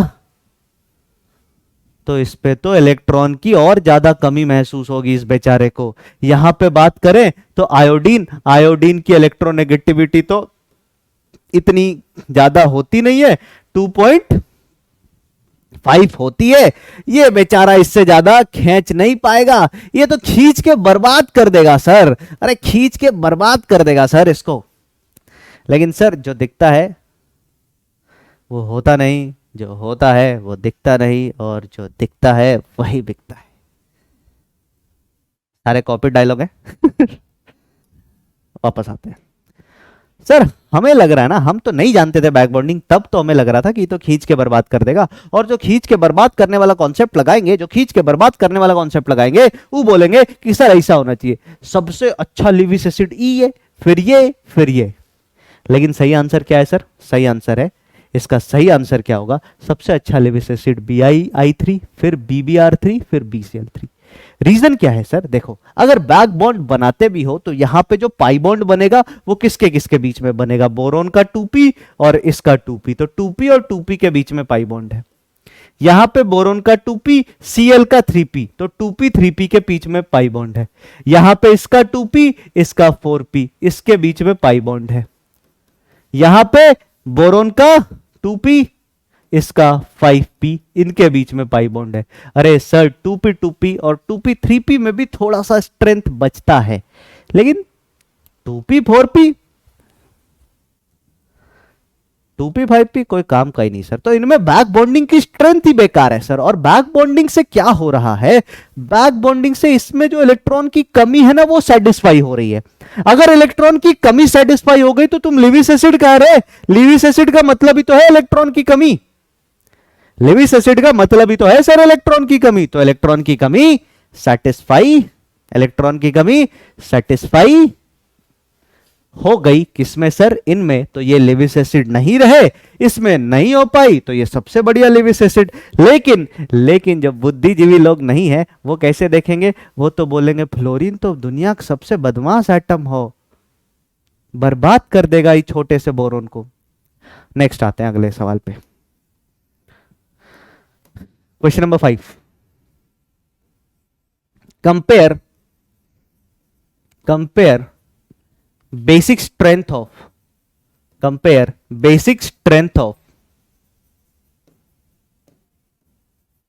किसका सर, O या O नहीं, NCH3 whole thrice, trimethylamine. इसका नाम क्या होगा सर, इसका नाम लिख देता हूं, ट्राई मिथाइल अमीन, क्योंकि जेई नाम लिख के दे दे तो तुम घबराने का नहीं, ट्राई मिथाइल अमीन।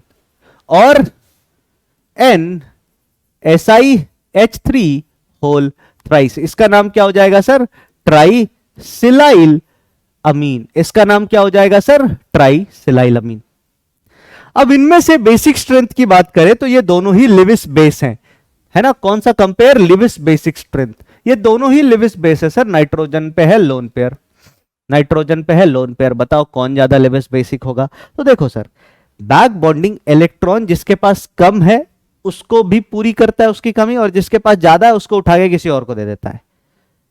तो ज्यादा वाला लिविस बेस का काम कर रहा था, जब ज्यादा वाले से लेके किसी और को दे दिया तो लिविस बेसिक स्ट्रेंथ कम कर दिया, क्योंकि इलेक्ट्रॉन तो अब कहीं और है। तुम्हें लग रहा है कि नाइट्रोजन के ऊपर होगा, पर है नहीं। इसकी बात करें तो इसमें सर, इसमें ये इलेक्ट्रॉन जो है, इसमें ये इलेक्ट्रॉन जो है ये इस तरीके से CH3 CH3 CH3। इसकी बात करें तो ये कुछ इस तरीके से है सर, SiH3। ऐसे ये सही स्ट्रक्चर नहीं है जो मैं बना रहा हूं, ऐसे जो मैं बना रहा हूं वो सही स्ट्रक्चर नहीं है, क्योंकि हाइब्रिडाइजेशन भी बदल जाएगी, तब हम और देखेंगे। तो ये लोन पेयर कोऑर्डिनेट हो जाएगा, एक बार इसको, एक बार इसको, एक बार इसको। तो ये लोन पेयर, तुम्हें जो नाइट्रोजन के माथे पे पगड़ी बांधा हुआ दिख रहा है वो पगड़ी वहां है ही नहीं सर, ये पगड़ी एक्चुअली में कहां है? ये पगड़ी एक्चुअली में तो सिलिकॉन के पास जा चुकी है, तो इलेक्ट्रॉन है ही नहीं, इलेक्ट्रॉन नहीं है तो बेसिक स्ट्रेंथ तो इलेक्ट्रॉन का डोनर होता है। ये इलेक्ट्रॉन, अच्छा सुनना, और इलेक्ट्रॉन को डोनेट किसी और एटम को करे तब बेसिक स्ट्रेंथ है सर। अपने आप तुम बोलोगे सर ये तो डोनेट कर रहा है, देखो देखो सर डोनेशन डोनेशन। मैं बोलूंगा तुम्हारे पापा 5 रुपया निकाल के तुमको दे दिया, वो डोनेशन है? नहीं है ना सर। डोनेशन तो तब है जब बाहर जाके किसी को दिए है। तुमको 200 रुपया निकाल के दे दिया, वो डोनेशन तो नहीं कहोगे उसको। तुम कह भी दोगे कि पापा डोनेट कर दीजिए इस गरीब को।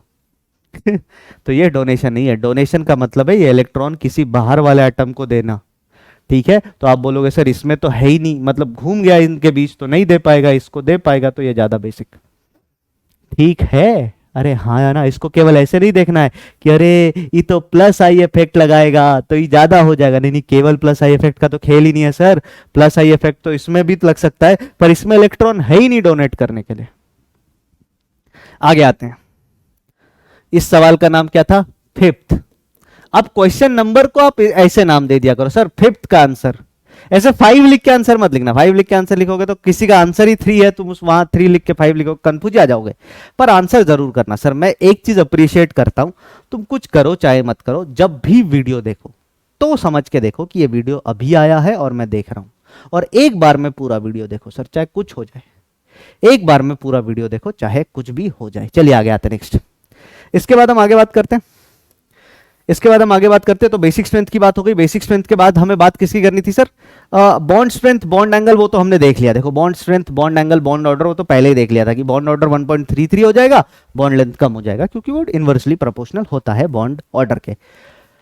फिर क्या बचता है सर? बीबी का ये वाला इफेक्ट देख लिया, बीबी का ये वाला इफेक्ट देख लिया, बीबी का ये वाला इफेक्ट देख लिया। बॉन्ड एंगल की बात करते हैं, बॉन्ड एंगल की बात करते हैं, है ना। बॉन्ड एंगल की बात करते हैं। ये क्वेश्चन के थ्रू नहीं, ये ऐसे नॉर्मली बात करते हैं। बॉन्ड एंगल और BB and BB, back bonding and bond angle. जैसे एक बारी एक एग्जांपल ले लो BF3 का। सर BF3 के बारे में जब तुम नहीं जानते थे कुछ कि इसमें बैक बॉन्डिंग वॉन्डिंग होती है, तो इसका एंगल कितना था? तो आप बोलोगे सर इस टाइम पे इसका थीटा 120 डिग्री था। अब तुमने बोल दिया सर अब हम बहुत बड़े ज्ञाता बन गए हैं, मतलब एकदम सब बेदूध सब सीख गए हैं, वाह। अब तुम बनाओगे तो इसको ऐसे बनाओगे, बोलोगे सर देखो अब ये इस तरीके से नहीं होगा, इसमें पार्शियल डबल बॉन्ड कैरेक्टर आएगा sir, partial double bond character आएगा। तो sir partial double bond character तो तीनों में आ रहा है, ऐसा तो नहीं कि एक बॉन्ड में आ रहा है दूसरे में नहीं आ रहा, तीनों में आ रहा है। तीनों में आ रहा है तो अभी भी एंगल कितना रहेगा सर? आप बोलोगे अभी भी एंगल 120 डिग्री है, तो बैक बॉन्डिंग के कारण बॉन्ड एंगल बदला? नहीं बदला सर। बैक बॉन्डिंग के कारण बॉन्ड एंगल बदला? नहीं बदला सर। तो इस वाले केस में no change in bond angle, इस वाले केस में no change in bond angle, bond angle नहीं बदला सर। लेकिन एक दूसरा एग्जांपल देखते हैं जहां बॉन्ड एंगल चेंज करता है, एक दूसरा एग्जांपल देखते हैं जहां पे बॉन्ड एंगल चेंज करता है। OSiH3 इधर, SiH3 इधर, इसके पास एक लोन पेयर इधर, एक लोन पेयर इधर। अगर मैं तुमसे ये दोनों के बीच का बॉन्ड एंगल कंपैरिजन करने को बोलूं, ये दोनों के बीच का बॉन्ड एंगल कंपैरिजन करने को बोलूं थीटा, तो आप बोलोगे सर ये थीटा लगभग लगभग जो है 109 डिग्री 28 मिनट से डेविएट करना चाहिए, 109 डिग्री 28 मिनट से डेविएट करना चाहिए। ज्यादा होगा कम होगा, पर 109 डिग्री 28 मिनट के आसपास होगा। काहे कि दो लोन पेयर है। देखो यहां केवल लोन पेयर काम नहीं करेगा, यहां पे SiS3 भी बड़ा ग्रुप है, बल्कि ग्रुप है, यहाँ पे SiS3 भी बल्कि ग्रुप है, और SiS3 बल्कि ग्रुप होने के कारण इसमें भी आपस में रिपल्शन होगा, तो उसके कारण बॉन्ड एंगल बढ़ेगा। जैसे आपको बता रखा होगा कि OCH3 CH3 इसमें कोई बैक बॉन्डिंग नहीं होता, पर इसका एंगल 110 डिग्री के आसपास होता है, मतलब 109 डिग्री 28 मिनट से भी ज्यादा। स्टिल मैं बोलूं तो ये sp3 है सर, तब भी sp3 में भी एंगल ज्यादा हो जाता है। क्यों? क्योंकि झुमके बड़े तो एंगल बड़ा, झुमके बड़े तो एंगल, ये इनको झुमका समझ लो सर। अब तुम लोग देखे होंगे जो गर्ल्स क्लास ले रही होंगी कि आजकल मतलब लड़कियां कैसे कैसे झुमके पहनती हैं। एक तो नॉर्मल सा आता है सीधा ऐसे, कुछ भी समझ लो, फूल वूल बना हुआ है। एक बार मैं कहीं जा रहा था, देखा एक लड़की ने ताजमहल पहन रखा है, ऐसे झुमका झुमके ताजमहल। अब ताजमहल इतना बड़ा तो कान ऐसे हो जाएगा ना सर, तो बॉन्ड एंगल बढ़ गया ना। झुमका जितना बड़ा बॉन्ड एंगल उतना बड़ा।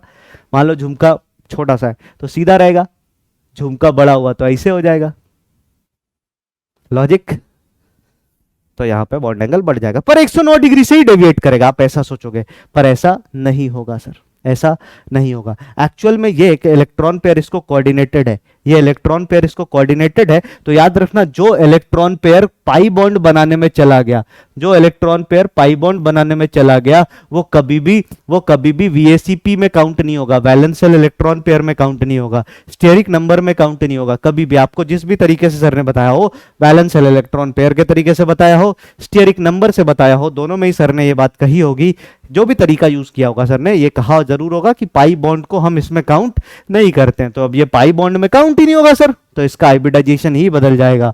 और इसका हाइब्रिडाइजेशन बदल के क्या हो जाएगा, आपको लग रहा है कि ये आपको लग रहा है कि sp3 हाइब्रिडाइज्ड है, पर एक्चुअली में ये sp2 हाइब्रिडाइज्ड है सर। एक्चुअली में ये sp2 हाइब्रिडाइज्ड है, SiS3 और एक लोन पेयर। तो sp2 के हिसाब से ये 120 डिग्री का एंगल होगा, और ये 120 डिग्री का एंगल होना चाहिए था। इसका डेविएशन 120 के आसपास होगा। तुम तो 109 डिग्री 28 मिनट सोच के ज्यादा 112 बोल दोगे, पर ये डेविएट ही 120 से करेगा सर। तो 120 से थोड़ा ज्यादा थोड़ा कम जो भी होगा, समझ गए। तो बॉन्ड एंगल चेंज कर देता है, 109 डिग्री के बॉन्ड एंगल को इसने पहले कहां पहुंचा दिया, 120 पे पहुंचा दिया, ठीक है। और इसी में मैं ये भी कहूंगा hybridisation, bond angle BB and hybridisation. देखो हाइब्रिडाइजेशन भी चेंज हो गया। यहां पे हाइब्रिडाइजेशन ही ऑक्सीजन का हम क्या मान रहे थे, sp3, कब, जब हमें नहीं पता था बैक बॉन्डिंग हो रही है। पर यहां पे देखो, मैंने क्या बोला कि हाइब्रिडाइजेशन बदल जाता है सर, अगर डोनर एटम हाइब्रिडाइज्ड है। डोनर एटम sp3 हाइब्रिडाइज्ड था, डोनर एटम ने इलेक्ट्रॉन डोनेट किया, हाइब्रिडाइजेशन बदल गया इस बेचारे का, घाटा लगा, sp2 हो गया। तो डोनर एटम अगर हाइब्रिडाइज्ड है, तो डोनर एटम हाइब्रिडाइज्ड होने के कारण उसका हाइब्रिडाइजेशन बदल जाएगा, इस बात को ध्यान में रखिएगा। डोनर एटम हाइब्रिडाइज्ड होगा तो इस चचा का हाइब्रिडाइजेशन बदल जाएगा, अंकिल का हाइब्रिडाइजेशन बदल जाएगा सर, अंकिल का हाइब्रिडाइजेशन बदल जाएगा। जैसे जेई एडवांस में एक बार सवाल पूछा, क्वेश्चन नंबर 6 होगा ये मेरे हिसाब से, कि hybridisation of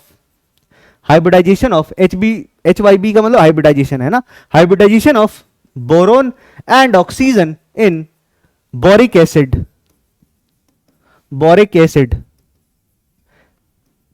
is respectively, option number A sp2 sp3, B sp2 C sp3 sp2, D sp3 फटाफट कमेंट कीजिए। एक आध मिनट आपको दिया लिखने के लिए। अच्छा, तुम्हें ऐसा लग रहा होगा कि सर इसको लिखने का टाइम नहीं दिया है, साथ साथ लिखा करो सर, थोड़ा पॉज कर लिया करो। 1.5 से 2 घंटे का तो लेक्चर है। जो चीज तुम्हें मिल रही है उसके लिए लोग पैसे देते हैं सर, मैं आपको पहले बता देता हूं। जो चीज आपको यहाँ मिल रही है उसके लिए लोग पैसे देते हैं सर। इंस्टीट्यूट्स में यही लेक्चर मेरे जो पढ़े हुए हैं उसके वहां पर एडमिशन लेने के लिए लाख लाख रुपए लगते हैं। तो मौका है, पढ़िए सर। नेतागिरी करने की जरूरत नहीं।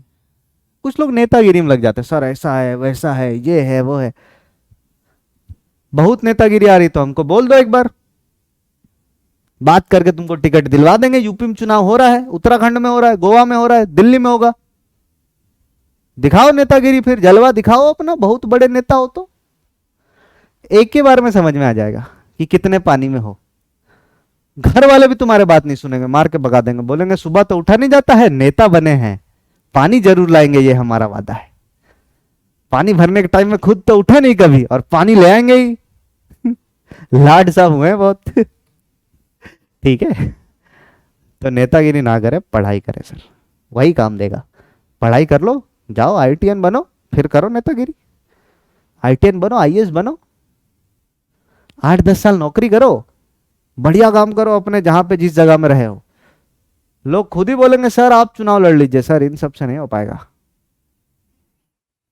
अरविंद केजरीवाल IRS ऑफिसर, इससे पहले हमारे डिफेंस मिनिस्टर थे मनोहर पर्रिकर, IIT बॉम्बे ग्रेजुएट। बनो सर, अच्छा काम करोगे तो लोग पसंद करेंगे ही, पर कुछ करो तो तुम्हारी बात सुने। कुछ करोगे ही नहीं और तुम सोचोगे कि नहीं नहीं हमें तो सब सर आंखों पे रखे सर, मार के गिराएगा तुम्हें घर से। चलो इसका आंसर बताओ क्या होगा। बोरोन से जुड़ा ऑक्सीजन से जुड़ा हाइड्रोजन, से जुड़ा ऑक्सीजन से जुड़ा हाइड्रोजन, से जुड़ा ऑक्सीजन से जुड़ा हाइड्रोजन। ये तो ऐसे फिजिट स्पिनर टाइप से लग रहा है नहीं।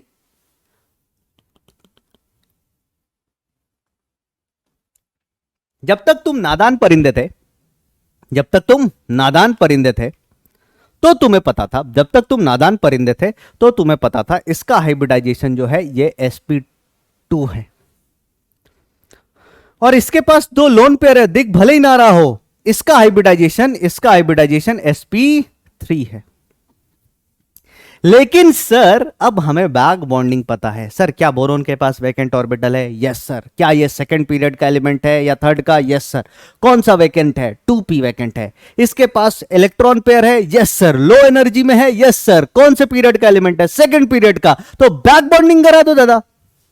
तो ये जाएगा इस पे, इसके वैकेंट ऑर्बिटल में बैक बॉन्ड करेगा, ये जाएगा इसके वैकेंट ऑर्बिटल में बैक बॉन्ड करेगा। और जब ये इसके वैकेंट ऑर्बिटल में बैक बॉन्ड कर देगा, जब ये इसके वैकेंट ऑर्बिटल में बैक बॉन्ड कर देगा सर, तो मैंने आपसे एक बात बोला था, याद रखिएगा, बैक बॉन्डिंग में हाइब्रिडाइजेशन बदलता है सर, पर किसका? केवल डोनर एटम का। वो भी एक केस है, कब? जब डोनर एटम ऑलरेडी हाइब्रिडाइज्ड हो। क्या ये पहले से हाइब्रिडाइज था? sp3 था सर। अब बैक बॉन्डिंग किया, इसका हाइब्रिडाइजेशन गिर जाएगा, एक नीचे आ जाएगा, sp3 से sp2 आ जाएगा। तो सही आंसर है दोनों sp2। छठे सवाल का सही आंसर बी है सर। इसी के साथ बैक बॉन्डिंग के सारे कॉन्सेप्ट तुम्हें समझा दिए। जेई मेंस के सवाल उठाओ, जेई एडवांस के सवाल उठाओ और बैक बॉन्डिंग का गर्दा उड़ा दो सर, बस यही मैं कहूंगा। अब हम आते हैं बात करते हैं, किसकी सर? अब हम आते हैं बात करते हैं किसकी? ब्रिज बॉन्डिंग की। अब हम आते हैं आगे चर्चा करेंगे किसकी सर? आगे हम चर्चा करेंगे ब्रिज बॉन्डिंग की। ब्रिज बॉन्डिंग की किसकी बात करेंगे sir? Bridge bonding. Bridge bonding, bridge bonding की अगर हम बात करें तो ध्यान से सुनिएगा सर, ध्यान से, गौर से। ब्रिज बॉन्डिंग क्या होता है, कब होता है? अभी तक बैक बॉन्डिंग पढ़ रहे थे सर। ब्रिज बॉन्डिंग क्या होता है, कब होता है? तो पहला ऑप्शन कोई इलेक्ट्रॉन डिफिशिएंट एलिमेंट जो खोजता, मैं आपको बता देता हूं, अगर कोई इलेक्ट्रॉन डिफिशिएंट स्पीसीज है, अगर कोई इलेक्ट्रॉन डिफिशिएंट स्पीसीज है, तो ये स्पीसीज पहला ऑप्शन जो खोजेगी ना, ये स्पीसीज पहला ऑप्शन जो खोजेगी, ये स्पीसीज पहला ऑप्शन जो खोजेगी, वो खोजेगी कोई लिविस बेस मिल जाए। लिविस बेस का मन होता है इलेक्ट्रॉन डोनेट करने का, लिविस एसिड का मन होता है इलेक्ट्रॉन एक्सेप्ट करने का, ये दोनों बॉन्ड बना के निकल लेंगे सर, पहला ऑप्शन। पर हम मान रहे, हमने पहले ही खारिज कर दिया है कि लिविस बेस नहीं आ रहा है। उसके बाद दूसरा ऑप्शन ये जो तलाशेगा, ये बैक बॉन्डिंग का रास्ता खोजेगा सर, ये बैक बॉन्डिंग का रास्ता खोजेगा। अगर तो बैक बॉन्डिंग हो गया, अगर तो बैक बॉन्डिंग हो गया तो एटम किसी भी सूरत हाल में, अगर तो बैक बॉन्डिंग हो गया तो एटम किसी भी सूरत हाल में, फिर से रिपीट करता हूं, ध्यान से सुनिएगा, मार्क माई वर्ड्स, अगर तो बैक बॉन्डिंग हो गया तो एटम किसी भी सूरत हाल में ब्रिज बॉन्डिंग नहीं करता। लेकिन ऐसी स्पीसीज जहां बैक बॉन्डिंग भी ना हो, जहां बैक बॉन्डिंग भी ना हो, वह स्पीसीज ऐसा हो जाता है, मरता क्या ना करता टाइप, और ब्रिज बॉन्डिंग कर लेता है सर, मरता क्या ना करता टाइप हो जाता है और ब्रिज बॉन्ड बना लेता है सर। तो ब्रिज बॉन्डिंग का बेसिक फंडा तुम समझ गए होगे, ब्रिज बॉन्डिंग का बेसिक फंडा तुम समझ गए। ब्रिज बॉन्डिंग कब होती है सर? जब बैक बॉन्डिंग ना हो पाए या लिविस बेस कहीं ना मिले। लिविस बेस मोस्टली नहीं मिलेगा क्योंकि रिएक्शन तो हम करा नहीं रहे, हम तो बॉन्डिंग देख रहे हैं, और ब्रिज बॉन्डिंग हो नहीं पा रही है, और ब्रिज बॉन्डिंग हो नहीं पा रही है। आइए बात करते हैं आगे, let us talk front. Wow what English. चलिए आगे बात करते हैं सर। तो ब्रिज बॉन्डिंग के लिए सबसे पहला कंडीशन क्या है? ब्रिज बॉन्डिंग के लिए सबसे पहला कंडीशन क्या है? सबसे पहला कंडीशन क्या है सर? कि molecule have no scope for back bonding. तो मॉलिक्यूल या स्पीसीज लिख लेते हैं, है ना? Species do not have, do not तो नहीं, मस्ट नॉट लिखेंगे, ज्यादा अच्छा लगेगा।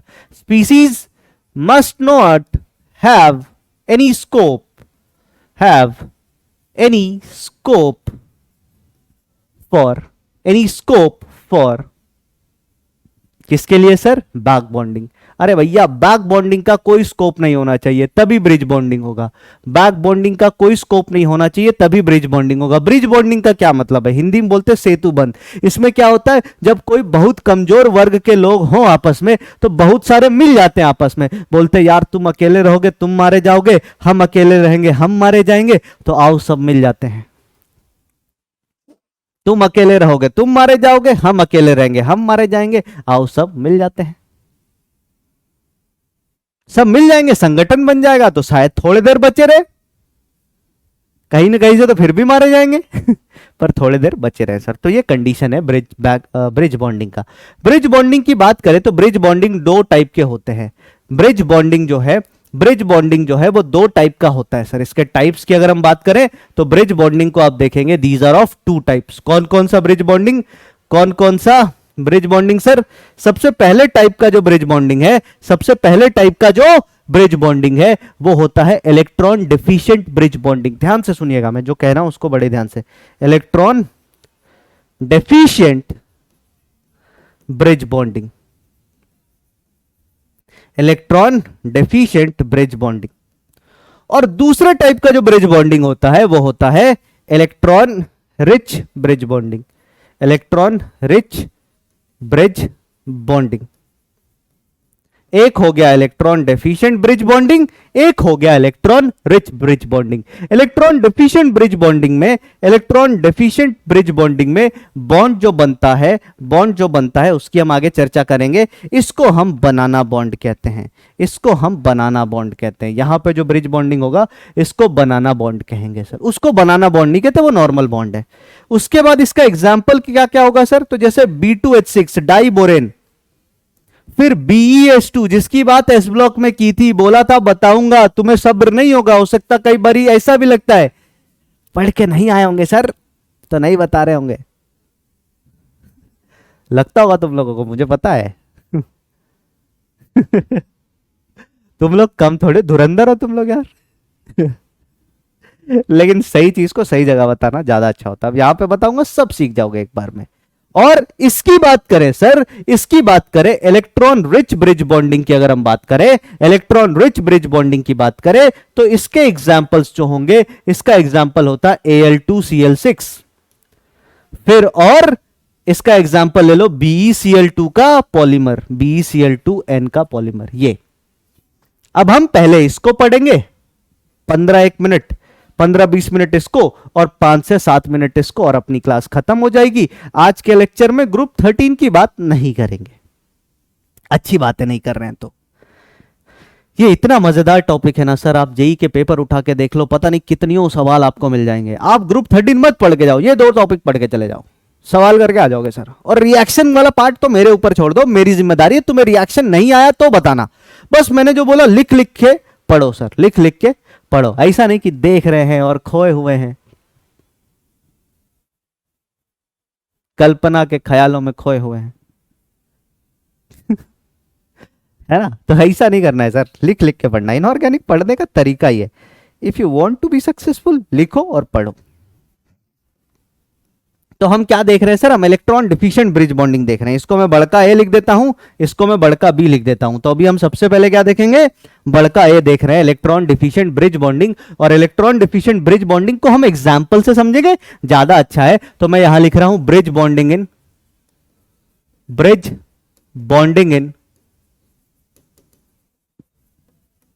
B2H6 bridge bonding in B2H6। देखो B2H6 में ब्रिज बॉन्डिंग बनाने के पहले मैं तुमसे एक दो सवाल पूछूंगा, उसका जवाब देना मेरे को। जैसे मान लो मैं ऐसा लिखता हूं, HF, तो HF मॉलिक्यूल में कितने न्यूक्लियस हैं? तो आप बोलोगे 2 न्यूक्लियस हैं सर, एक हाइड्रोजन का एक फ्लोरीन का, ठीक है। इनके बीच में कितने इलेक्ट्रॉन है? बॉन्डिंग में कितने इलेक्ट्रॉन है? बॉन्डिंग में जो इलेक्ट्रॉन होते हैं वो गिनते हैं। ऐसा मत बोलना सर फ्लोरीन के पास तो और 6 इलेक्ट्रॉन है सर, नहीं, कोई मतलब नहीं है इसका। इनके बीच में, इनके बॉन्डिंग वाले में कितने इलेक्ट्रॉन है? तो आप बोलोगे इनके बॉन्डिंग वाले में 2 इलेक्ट्रॉन है सर। तो ऐसे बॉन्ड को हम बोलते हैं 2C2E बॉन्ड। 2C2E का मतलब है 2 सेंटर, बोले तो 2 न्यूक्लियस, दो इलेक्ट्रॉन, उनके बीच में दो इलेक्ट्रॉन बॉन्ड। चमका? चमका होगा सर, सिंपल है। अब मान लो अगर मैं ऐसा बनाऊं, अगर मैं ऐसा बनाऊं ऑक्सीजन हाइड्रोजन हाइड्रोजन, मैं केवल सिंगल बॉन्ड मान रहा हूं, ऐसा मत मानो कि डबल बॉन्ड बन रहा है कहीं पे भी, अभी सिंगल वाले बॉन्ड का एग्जांपल ले रहे हैं। तो सर सिंगल बॉन्ड बना तो आप बोलोगे देखो सर यहां पे सेंटर नंबर 1, एक न्यूक्लियस, दो न्यूक्लियस, तीन न्यूक्लियस, तीन अलग न्यूक्लियस है, इलेक्ट्रॉन कितना, 1 2 3 4। तो इस वाले बॉन्ड को, इस पूरे 1 से लेकर 3 तक के बॉन्ड को हम क्या बोलेंगे, इसको हम बोलेंगे 3C4E बॉन्ड। 3C4E बॉन्ड बोले तो 3 सेंटर 4 इलेक्ट्रॉन बॉन्ड, सही बात है। तो नॉर्मली अगर तीन एटम कभी भी बॉन्ड बनाएंगे, मान लो सभी सिंगल बना रहे, डबल बनाएंगे तो कहीं पे यहां पे ही 4 बॉन्ड, 4 इलेक्ट्रॉन आ जाएगा, तो डबल की बात नहीं करे। मान लो तीन एटम कोई भी सिंगल बॉन्ड बना रहा है तो वो हमेशा 3 सेंटर 4 इलेक्ट्रॉन बॉन्ड होगा। तो 3 सेंटर 4 इलेक्ट्रॉन बॉन्ड, ये है आम जिंदगी, ये है आम जिंदगी। नॉर्मली ऐसा ही होगा, ये है आम जिंदगी, नॉर्मली ऐसा ही होगा भैया, नॉर्मली ऐसा ही होगा। अब देखते हैं इसमें क्या खास बात है। B2H6 में बॉन्डिंग की अगर हम बात करें तो देखो B2H6 इसको हम बोलते हैं डाइबोरेन। क्या बोलते हैं, डाइबोरेन। इनऑर्गेनिक केमिस्ट्री का अगर मैं बात करूं, ब्लॉक केमिस्ट्री में one of the most important compounds में से एक। डाइबोरेन कैसे बनता है तो इसकी बात करें तो B2H6 is a dimer of, B2H6 is a dimer of BH3। BH3 जिसको हम क्या बोलते हैं सर, बोरेन। जैसे CH4 मीथेन है वैसे BH3 बोरेन है। आगे बात करते हैं सर, अगला पॉइंट बनता कैसे है सर, तो डाइमराइज करके। BH3 कितना, 2, क्या बनाता है, B2H6। बहुत अच्छी बात है सर, वाह, शानदार, जबरदस्त, जिंदाबाद। इसके बाद अगर मैं आपसे बोलूं कि सर देखो BH3 ने B2H6 बनाया क्यों, वाई डाइबोरेन, तो इसके पीछे रीजन ये है सर कि बोरोन जो है वो 3 हाइड्रोजन से अटैच था इस तरीके से। बोरोन जो है वो 3 हाइड्रोजन से अटैच था इस तरीके से। अब ये 3 हाइड्रोजन से अटैच्ड बोरोन, 3 हाइड्रोजन से अटैच्ड बोरोन की अगर हम चर्चा कर लें, 3 हाइड्रोजन से अटैच्ड बोरोन की अगर हम चर्चा करें तो ये इलेक्ट्रॉन डेफिशिएंट है। आप बोलेंगे हाँ, लेकिन बेचारे के साथ भी तो गरीब आदमी है, कोई इलेक्ट्रॉन पेयर वाला आइटम है ही नहीं। अरे हाइड्रोजन के पास थोड़ी 2-3 इलेक्ट्रॉन होता है, तो सामने वाले के पास भी इलेक्ट्रॉन नहीं है, इस बेचारे के पास भी इलेक्ट्रॉन नहीं है, तो इलेक्ट्रॉन की घनघोर कमी हो गई। बैक बॉन्डिंग का कोई चारा नहीं है, बैक बॉन्डिंग का कोई चारा नहीं है, तो इसने अपने लिए नए नियम कानून, नए कायदे कानून बनाए अपनी स्टेबिलिटी को बनाने के लिए। इसने क्या कायदे कानून बनाए, इसने क्या कायदे कानून बनाए, देखिए इसने नए कायदे कानून बनाए अपनी स्टेबिलिटी को बरकरार रखने के लिए। इसने क्या किया सर, ध्यान से देखिएगा। एक बोरेन मॉलिक्यूल मैं इस तरीके से बना लेता हूं, एक बोरेन मॉलिक्यूल मैं इस तरीके से बना लेता हूं। इधर थोड़ा बॉन्ड एंगल आपको गड़बड़ लगेगा, आप बोलोगे सर यहां पे तो ऐसे ऐसे 180 डिग्री कैसे बना दिया, ये 180 डिग्री का नहीं है सर, ये मान के चलो थोड़ा सा, मतलब 2D प्लेन में बनाने के कुछ लिमिटेशंस होते हैं, ये बात तुम भी मानते हो। और ड्राइंग मेरी बहुत खराब है, मैं पहले ही बता देता हूं। मैं अपनी क्लास में ऐसा स्टूडेंट था जो 10वीं क्लास में भी ड्राइंग के टीचर से बहुत मार खाया हूं, ड्राइंग वाले सर से बहुत मार खाया हूं। मैं सम्मान उनका बहुत करता हूं लेकिन हाँ मैं ऐसा ही था सर, ड्राइंग में नहीं अच्छी थी, मेरे से बनता ही नहीं था यार। मैं खरगोश बनाऊं तो उसको लकवा मार जाता था, गाय बनाऊं तो गाय का एक पैर एकदम ऐसे लगता था कि जैसे क्या बोलते हैं दातुन होता ना जैसा, वैसा ऐसे बनता। पोलियो मारी गाय बनाता था मैं, तो नहीं होती थी सर मेरे से, वो स्किल ही नहीं था मेरे पास। अब तो काफी ठीक ठाक बना लेता हूं। तो ये 2 बोरेन मॉलिक्यूल हैं। अब ये बोरेन मॉलिक्यूल इस तरीके से लोग बना देते हैं, और क्या होगा देखो, ये डॉटेड लाइन से इधर जुड़ गया, ये डॉटेड लाइन से इधर जुड़ गया। पहले मैं इलेक्ट्रॉन बनाता हूं, पहले मैं बोरोन के इलेक्ट्रॉन बनाता हूं। बोरोन के इलेक्ट्रॉन को क्रॉस से बनाऊंगा, 1 क्रॉस 2 क्रॉस 3 क्रॉस। इस बोरोन के electron 1 cross 2 cross 3 cross. Hydrogen के इलेक्ट्रॉन को डॉट से बनाऊंगा, 1 डॉट 2 डॉट 3 डॉट, 1 2 3। तो ये बॉन्ड बन गया सर। अब यहां पे हाइड्रोजन आता है शहंशाह वाले रोल में। हाइड्रोजन बोलता है देखो भाई, तुमको इलेक्ट्रॉन की कमी है, हाँ, तुमको इलेक्ट्रॉन की कमी है, हाँ, हमको उससे कोई मतलब नहीं है। बॉन्डेड है पर आई डोंट केयर। मैं यहां बैठ जाता हूं ऊपर, ध्यान से देखिएगा, समझिएगा कॉन्सेप्ट, समझिएगा सर, कॉन्सेप्ट समझिएगा। जैसे मान लो ये लैपटॉप है ना, ये लैपटॉप के प्लेन पे, ये लैपटॉप के प्लेन पे क्या है सर, एक बोरोन, एक बोरोन, इधर एक हाइड्रोजन, इस कॉर्नर पे दूसरा हाइड्रोजन, इस कॉर्नर पे तीसरा, इस कॉर्नर पे चौथा, और ये जो बीच में हाइड्रोजन है ना सर, ये ऊपर है यहां पे, इस बोरोन को और इस बोरोन को बोल रहा देख भाई अपने को कोई लेना देना नहीं है, मेरे को 2 इलेक्ट्रॉन चाहिए, अब वो तुम 2 रखो, इस वाले बोरोन तुम रखो चाहे तुम रखो। तो दोनों बोरोन और हाइड्रोजन मिलकर डिसाइड करते हैं कि क्यों ना इस इलेक्ट्रॉन को इस वाले इन 2 इलेक्ट्रॉन को इन तीनों एटम के बीच में घुमाया जाए, कभी इधर ऐसे ऐसे ये घूमते रहे सर। हाइड्रोजन ऊपर बैठ जाएगा, मस्त देखेगा, बोलेगा अच्छा बोरोन नंबर 2 के पास, 1 के पास, ऐसे देख रहा है हाइड्रोजन बैठ के, क्योंकि हाइड्रोजन का दोनों पे कंट्रोल है, हाइड्रोजन का डुप्लेट पूरा है। हाइड्रोजन को क्या परेशानी है इससे, हाइड्रोजन को इससे क्या परेशानी है सर? तो आप बोलोगे अगर यहां पे मैं सेंटर्स देखूं, तो मैं बोलूंगा पहला सेंटर ये, दूसरा सेंटर ये, तीसरा सेंटर ये, इन 3 सेंटर के बीच में कितने इलेक्ट्रॉन है सर? 2 इलेक्ट्रॉन है। तो क्या इस बॉन्ड को मैं 3 सेंटर 2 इलेक्ट्रॉन बॉन्ड बोल सकता हूं? 3 सेंटर 2 इलेक्ट्रॉन बॉन्ड अगर कभी बना, 3 सेंटर 2 इलेक्ट्रॉन बॉन्ड अगर कभी बना, तो इस बॉन्ड को हम क्या बोलते हैं? इस बॉन्ड को हम कहते हैं इलेक्ट्रॉन डेफिशिएंट ब्रिज बॉन्ड। क्या बोलते हैं? Electron deficient bridge bond. और इसी इलेक्ट्रॉन डेफिशिएंट ब्रिज बॉन्ड को बोलचाल की भाषा में बोला जाता है बनाना बॉन्ड। क्या बोला जाता है सर? बनाना बॉन्ड। क्या बोला जाता है सर? बनाना बॉन्ड। क्लियर है? बोलो हाँ या ना। क्लियर है ये बात? बोलिए यस और नो। पक्की बात भाई, बताइए। एकदम कॉन्सेप्ट क्लियर? Yes sir. तो क्या केवल यही ब्रिज बॉन्ड है? नहीं नहीं सर, यही केवल ब्रिज बॉन्ड कैसे होगा? ये भी तो ब्रिज बॉन्ड बना रहा है सर, ये वाला बोरॉन भी तो ब्रिज बॉन्ड बना रहा है। आप बोलोगे हाँ सर। क्या ब्रिज बॉन्ड बनने से एक्स्ट्रा इलेक्ट्रॉन आया क्या कहीं से? नहीं सर, एक्स्ट्रा इलेक्ट्रॉन तो नहीं आया, पर होता है ना, तुम्हारी थाली में सब्जी है, तुम्हारे पास केवल सब्जी है, मेरे पास केवल रोटी, मैं केवल रोटी भी नहीं खा सकता, सामने वाला केवल सब्जी भी नहीं खा सकता, हम मिलके उतना खाना खा सकते हैं, पेट दोनों का ही नहीं भरेगा, क्योंकि मैं भी एक इंसान का खाना पूरा नहीं लाया था, वो भी एक इंसान का खाना पूरा नहीं लाया, वो आधे इंसान का खाना लाया, मैं भी आधे इंसान का खाना लाया, पेट दोनों का आधा आधा भरेगा, लेकिन ऐसे फीलिंग होगी कि अरे खाना खाया, वी हैड अ मील। ऐसा ही यहां पे भी होता है, फीलिंग होती है सर। इलेक्ट्रॉन डेफिशिएंसी बरकरार रहती है, पर फीलिंग होती है इस तरीके की। अब मैं B2H6 का स्ट्रक्चर आपको दिखाता हूं, इससे रिलेटेड बहुत सारी बातें, फिर हम सवाल करेंगे। आइए देखते हैं। ये इस तरीके से होता है सर, या मैं बनाऊं ना तो इस तरीके से, मैं यहां पे इसको बना देता हूं पैरेलली, आप ध्यान से देखिएगा। ये बोरोन है, ये दूसरा बोरोन है ना, ये एक इलेक्ट्रॉन क्लाउड इस तरीके से बनाना के फॉर्म में इधर ऐसा रहता है, ये इस तरीके से बनाना के फॉर्म में, इस तरीके से, बनाना कह लो, बीन कह लो, इधर एक हाइड्रोजन, इधर दूसरा हाइड्रोजन, इधर तीसरा हाइड्रोजन, इधर चौथा हाइड्रोजन, और 2 हाइड्रोजन ऊपर बैठे रहते हैं, मस्त एकदम। राजू श्रीवास्तव का टाइप से ऐसे बैठ के देखते रहते हैं, पहला हाइड्रोजन, पहला बोरॉन, ऐसे। ये 2 हाइड्रोजन इस तरीके से मस्त बैठे रहते हैं सर। इलेक्ट्रॉन इधर इधर घूमता रहता है, इधर इधर घूमता रहता है, एक ब्रिज बॉन्ड, दूसरा ब्रिज बॉन्ड। समझ में आ गई बात?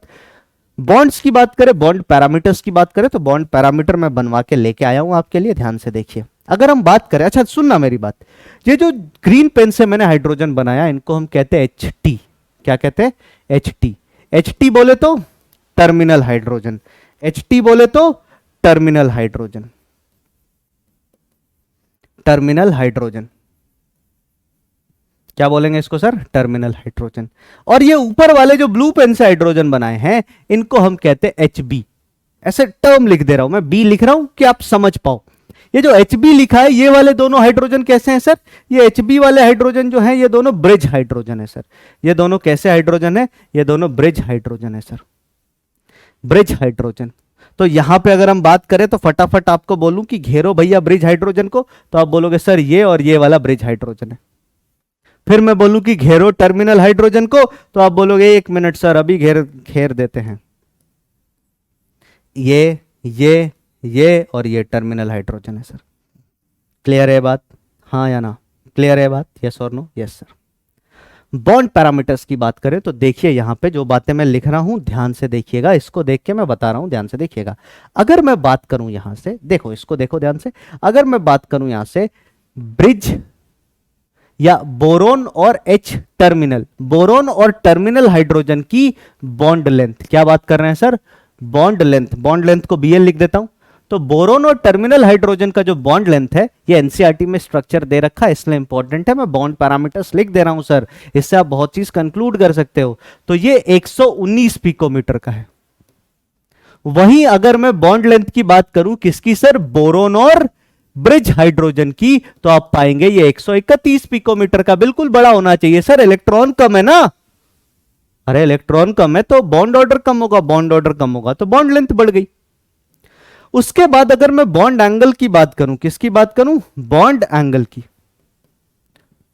तो बॉन्ड एंगल की हम बात करें तो सबसे पहला बॉन्ड एंगल हम देखेंगे एच टर्मिनल, यहां पे लिख देता हूं, देखो ये टर्मिनल हाइड्रोजन और बोरोन। तो पहला बॉन्ड एंगल कौन सा है सर?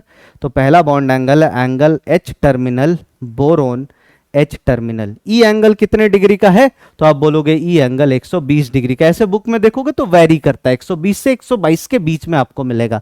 डिफरेंट डिफरेंट बुक्स में देखोगे तो 120 से 122 के बीच में आपको मिलेगा ये एंगल, है ना। 120 से 122 के बीच में आपको डिफरेंट बुक्स में मिलेगा, 120 यहां पे दे रखा है। फिर अगर हम बात करें बॉन्ड एंगल इसकी, इस वाले बॉन्ड एंगल की अगर हम बात करें, इस वाले बॉन्ड एंगल की, तो ये बॉन्ड एंगल किसके बीच में बनेला है sir?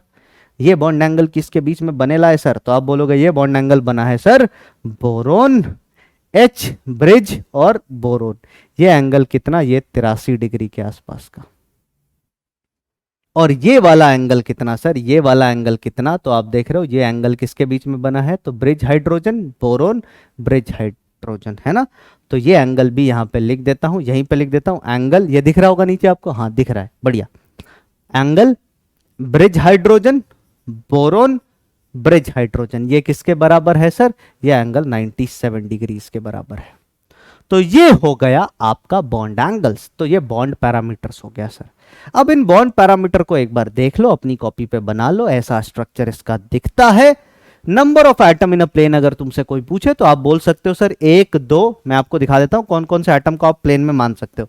Maximum number of atom in a plane अगर कोई आपसे पूछे, maximum number of atom in a plane अगर कोई आपसे पूछे तो आप बता सकते हो सर। ध्यान से देखिए मैं यहां पे लिख रहा हूं, ध्यान से देखिएगा, मैं यहां पे लिख रहा हूं सर, इसको बड़े ही ध्यान से देखिएगा सर। ये एक एटम, ये दूसरा एटम, ये तीसरा एटम, ये चौथा एटम, ये पांचवा एटम और ये छठा। मैक्सिमम 6 एटम इस प्लेन में है। इन दोनों हाइड्रोजन को हम ऊपर नीचे मान लेंगे प्लेन के, जैसा लैपटॉप में दिखाया था ना। आप लैपटॉप के इस पोजीशन को, इस एसएस लिखा हुआ है यहाँ पे, एसएस के इधर वाले पोजीशन को मान लो ये बोरोन है, इधर वाले पोजीशन पे दूसरा बोरोन है चिपका हुआ, इधर एक हाइड्रोजन, 2 हाइड्रोजन, 3 हाइड्रोजन, 4 हाइड्रोजन, ये 4 टर्मिनल हाइड्रोजन है। और ऊपर इसी प्लेन के, इसी प्लेन में इस दोनों बोरोन के ऊपर यहाँ पे एक ब्रिज हाइड्रोजन, नीचे एक ब्रिज हाइड्रोजन। तो ये 1 बोरोन, 2 बोरोन, 3 4 5 6 एटम प्लेन पे आ गए, जो कि मैंने आपको वहां पे दिखा दिया, जो कि मैंने आपको वहां पे दिखा दिया सर। आगे बढ़े, चलिए आगे आते हैं, नेक्स्ट बात करते हैं सर। नेक्स्ट बात करते हैं इसके बारे में कुछ सवाल, B2H6 से रिलेटेड कुछ क्वेश्चंस जो बहुत कॉमन है। B2H6 से रिलेटेड कुछ क्वेश्चंस जो बहुत कॉमन है ना। तो B2H6 की अगर हम बात करें, किसकी बात करें सर? अगर हम B2H6 की बात करें तो कुछ क्वेश्चन जो बहुत बार पूछे जाते हैं। जैसे सबसे पहला क्वेश्चन ये, number of 3 centre 2 electron bonds. दूसरा सवाल, number of 3 centre 4 electron bonds.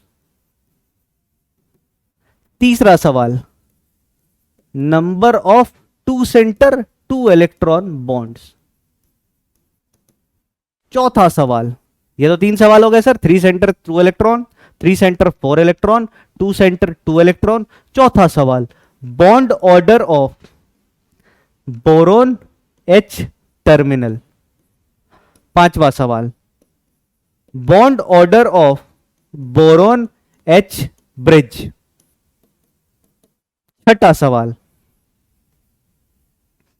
छठा सवाल, maximum number of atom in a plane, maximum number of atom in a plane, atom in a plane, in a plane.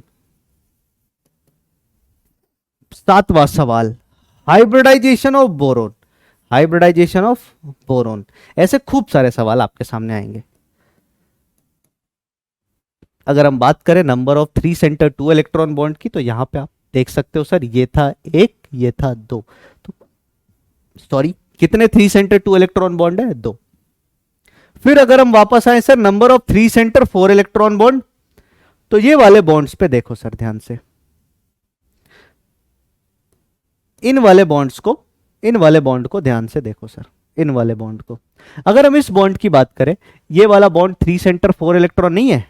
एक दो तीन, three centre four electron, एक दो तीन, थ्री सेंटर फोर इलेक्ट्रॉन, सभी में इलेक्ट्रॉन है।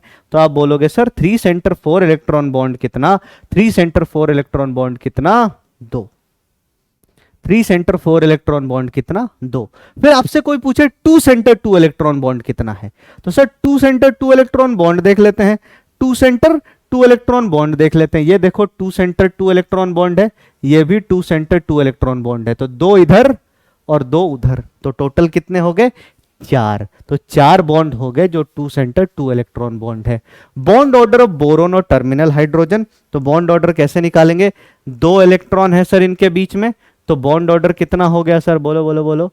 बॉन्ड ऑर्डर, ऐसे दो इलेक्ट्रॉन मत देखो, कितने बॉन्ड है सर? ब्रिज हाइड्रोजन और बोरोन के बीच में एक बॉन्ड है सिग्मा, एक सिंगल बॉन्ड है, तो बॉन्ड ऑर्डर सिंग एक हो गया। वहीं अगर हम ब्रिज हाइड्रोजन की बात करें, तो इसका बॉन्ड ऑर्डर 0.5 होता है सर। क्यों? क्योंकि देखो बॉन्ड देखोगे तो दो है, ये एक बॉन्ड और ये दो बॉन्ड, पर इन दोनों में एक साथ इलेक्ट्रॉन नहीं है ना, कभी यहां इलेक्ट्रॉन है तो वहां नहीं, वहां है तो यहां नहीं। ठीक है सर, तो इस वजह से इसका बॉन्ड ऑर्डर आधा हो जाता है। Maximum number of atom in a plane अभी आपको लैपटॉप से दिखा दिया 6। और फिर हाइब्रिडाइजेशन ऑफ बोरोन, यहां पे हाइब्रिडाइजेशन ऑफ बोरोन याद रखिएगा sp3 है सर।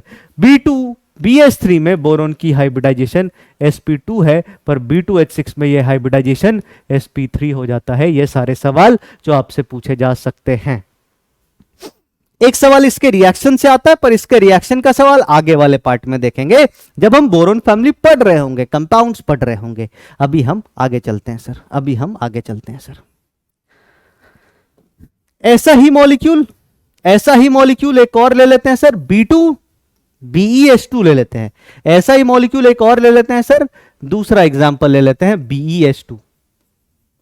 BeS2 क्या करता है सर? BeS2 डाइमर नहीं बनाता, इसको डाइमर बना के भी इलेक्ट्रॉन की डेफिशिएंसी पूरी नहीं होगी, तो ये बनाता है डाइमर बना के भी इसके इलेक्ट्रॉन की डेफिशिएंसी पूरी नहीं होगी, तो ये बनाता है, ये बनाता है पॉलीमर सर। देखो तो BeS2 की बात करते हैं ना, BeS2, तो at room temperature, at room temperature, room temperature पर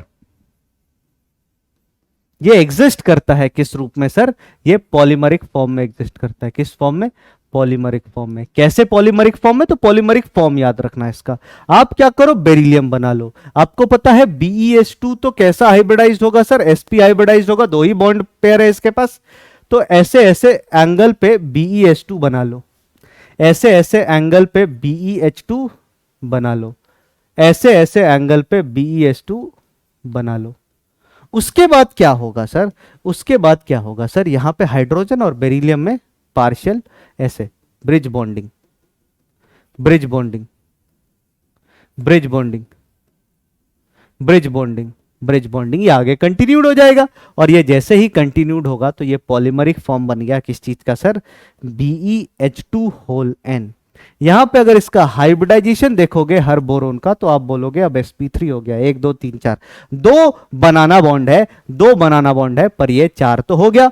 अगर हम बनाना बॉन्ड्स की बात करें सर, तो यहां पे भर भर के बनाना बॉन्ड है। कैसे सर? देखो, एक बेरिलियम की बात करें तो ये पहला बनाना बॉन्ड, इसी बेरिलियम की बात करें, इसी बेरिलियम की बात करें तो ये दूसरा बनाना बॉन्ड, इसी बेरिलियम की बात करें तो ये तीसरा बनाना बॉन्ड, और इसी बेरिलियम की बात करें तो ये चौथा बनाना बॉन्ड। चार बनाना बॉन्ड्स बना रहा है सर एक बेरिलियम, एक beryllium is taking part in 4 banana bond, है ना।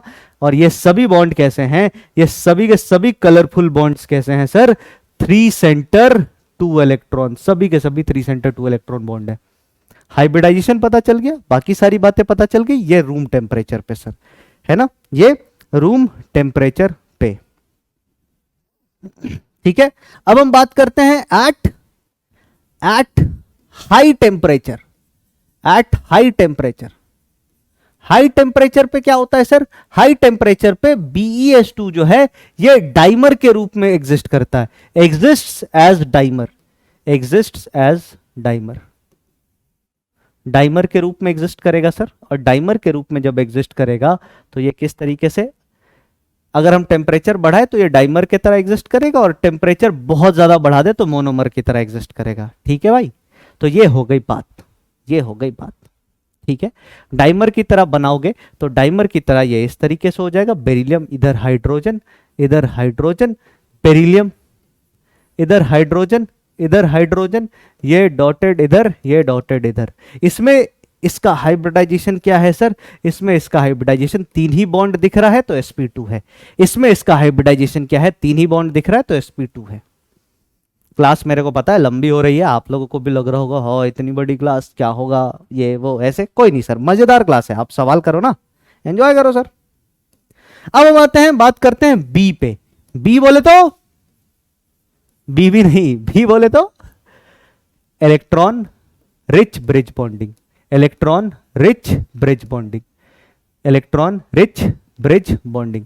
इलेक्ट्रॉन रिच ब्रिज बॉन्डिंग की अगर हम चर्चा करें, इलेक्ट्रॉन रिच ब्रिज बॉन्डिंग की अगर हम चर्चा करें तो याद रखिएगा जो इलेक्ट्रॉन रिच ब्रिज बॉन्डिंग होती है, जो इलेक्ट्रॉन रिच ब्रिज बॉन्डिंग होती है, इसको हम 3 सेंटर 4 इलेक्ट्रॉन बॉन्ड कहेंगे। यहां पे जो ब्रिज बॉन्ड होगा वो 3 सेंटर 4 इलेक्ट्रॉन होगा, and it is not a banana bond. ये बनाना बॉन्ड नहीं होता है, ये बनाना बॉन्ड नहीं होता है सर, ये बनाना बॉन्ड नहीं होता है सर किसी सूरत हाल में। एग्जाम्पल लेके देख लेते हैं सर, जैसे कि एग्जाम्पल की हम बात करें तो AlCl3। अब AlCl3 की अगर हम बात करें तो आप बोलोगे सर AlCl3 क्या, सर AlCl3 क्या बैक बॉन्डिंग नहीं करेगा, तो मैं एक बड़े मजेदार कंडीशन यहां पे और लिख देता हूं, याद रखना। बैक बॉन्डिंग को एफिशिएंट होने के लिए, बैक बॉन्डिंग को BB को एफिशिएंट होने के लिए, एफिशिएंट होने के लिए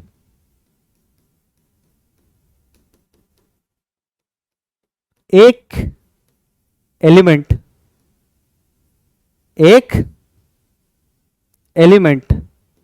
P2 एंड एक एलिमेंट, ऐसे लिख देता हूं, एक एलिमेंट P2 या P3 का हो तो चलेगा, दोनों पीरियड थर्ड के हो तो नहीं चलेगा सर। यहां पे जो पाई बॉन्ड बनेगा, यहां पे जो पाई बॉन्ड बनेगा एल्यूमिनियम का 3p और क्लोरीन का 3p। मैंने बोला था ना कम से कम एक तो 2p होना ही चाहिए सर, डोनर एटम ही सही पर एक एटम, एक भी हो जाता ना सर, मान लो यहां क्लोरीन ही होता यहां दूसरा होता तो भी हम मान लेते कि चलो हो जाएगा यार, चला लेंगे काम भाई।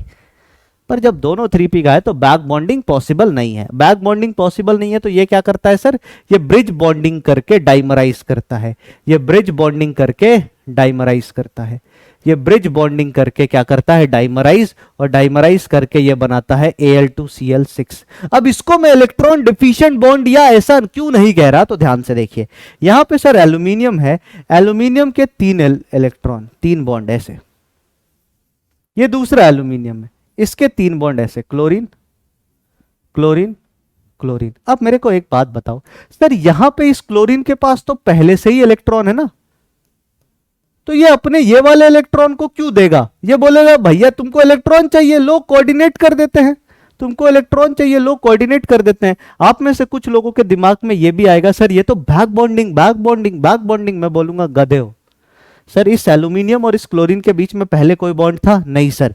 क्या ये पाई बॉन्ड है, नहीं सर। सिग्मा बॉन्ड है, यस सर। जब सारा सवाल एंटी बैक बॉन्ड मतलब बैक बॉन्डिंग के अगेंस्ट जा रहा है तो तुम कैसे कह सकते हो सर ये सिग्मा बॉन्ड है, और सिग्मा बॉन्ड कभी भी बैक बॉन्ड नहीं होता सर, back bonds are always pi bond. ठीक है, बात समझ में आ गई। तो यहाँ पे इसका हाइब्रिडाइजेशन जो पहले sp3 था, sp2 था, अब ये sp3 हो गया। यहाँ पे इसका हाइब्रिडाइजेशन AlCl3 में sp2 था सर। समझ में आ गई बात? ये इलेक्ट्रॉन रिच बैक बॉन्डिंग है। और इलेक्ट्रॉन रिच बैक बॉन्डिंग में कितने इलेक्ट्रॉन है? तो ये वाले इसके ही तो 2 इलेक्ट्रॉन है ना, यहाँ पे ये वाले 2 इलेक्ट्रॉन है, तो ये 3 सेंटर 4 इलेक्ट्रॉन बॉन्ड है, ना कि 3 सेंटर 2 इलेक्ट्रॉन बॉन्ड। ये 3 सेंटर 4 इलेक्ट्रॉन बॉन्ड है, ना कि 3 centre 2 electron bond. I guess आज का लेक्चर भी ठीक ठाक सा लेंथी हो गया है, 2 घंटे के आसपास का पहुंचने वाला है। सवाल भी हमने बहुत सारे किए। मैं जाते जाते आपको एक सवाल देता जा रहा हूं, मैं जाते जाते आपको एक सवाल देता जा रहा हूं, एक क्वेश्चन, उसका आंसर जरूर खोज के आप आइएगा। पहला सवाल, BeCl2 अगर है, BeCl2 अगर है तो BeCl2 भी ब्रिज बॉन्डिंग करेगा पर इलेक्ट्रॉन डिफिशिएंट नहीं, क्योंकि क्लोरीन के पास लोन पेयर अपना इलेक्ट्रॉन कोऑर्डिनेट कर देगा। तो अच्छा, BeCl2 बैक बॉन्डिंग कर सकता है क्या? तो आप बोलोगे सर देखो डोनर एटम जो है ना वो 3rd पीरियड का है, और 3rd पीरियड का जब डोनर एटम आता है ना तो मजा नहीं आता बैक बॉन्डिंग में। तो नहीं सर, इग्नोर कर दो, मत करवाओ। तो BeCl2 3 स्टेट में ब्रिज बॉन्डिंग करता है। सबसे पहले अगर हम बात करें तो रूम टेम्परेचर पे पॉलीमरिक फॉर्म में होता है, ठीक है। हाई टेम्परेचर पे ये क्या होता है सर? डाइमरिक फॉर्म में। और वेरी हाई टेम्परेचर मतलब 1200 डिग्री सेल्सियस या उससे ऊपर टेम्परेचर पे ये मोनोमरिक फॉर्म में होता है। आपको बताना है इन तीनों केस में हाइब्रिडाइजेशन क्या होगा, इसका पहला सवाल। दूसरा सवाल मेरा आपसे, Al2CH6। अब ये देखना CH6 है सर, इसमें maximum number of atom in a plane अगर आप बता दो तो मजा आ जाएगा। Maximum number of atom in a plane अगर आप बता दो तो मजा आ जाएगा। एटम इन अ प्लेन, कितने एटम एक प्लेन में होंगे? ये 2 सवाल मेरा आपसे, इन 2 सवालों का जवाब आप कमेंट बॉक्स में लिखिएगा। ये होमवर्क क्वेश्चन है सर, इन 2 सवालों का जवाब आप जरूर लिखिएगा। मिलते हैं हम अगली क्लास में, तब तक आप अपना ध्यान रखें, खूब मन लगा के पढ़ाई करें, जी जान लगा के पढ़ते रहें sir. Bye bye, take care.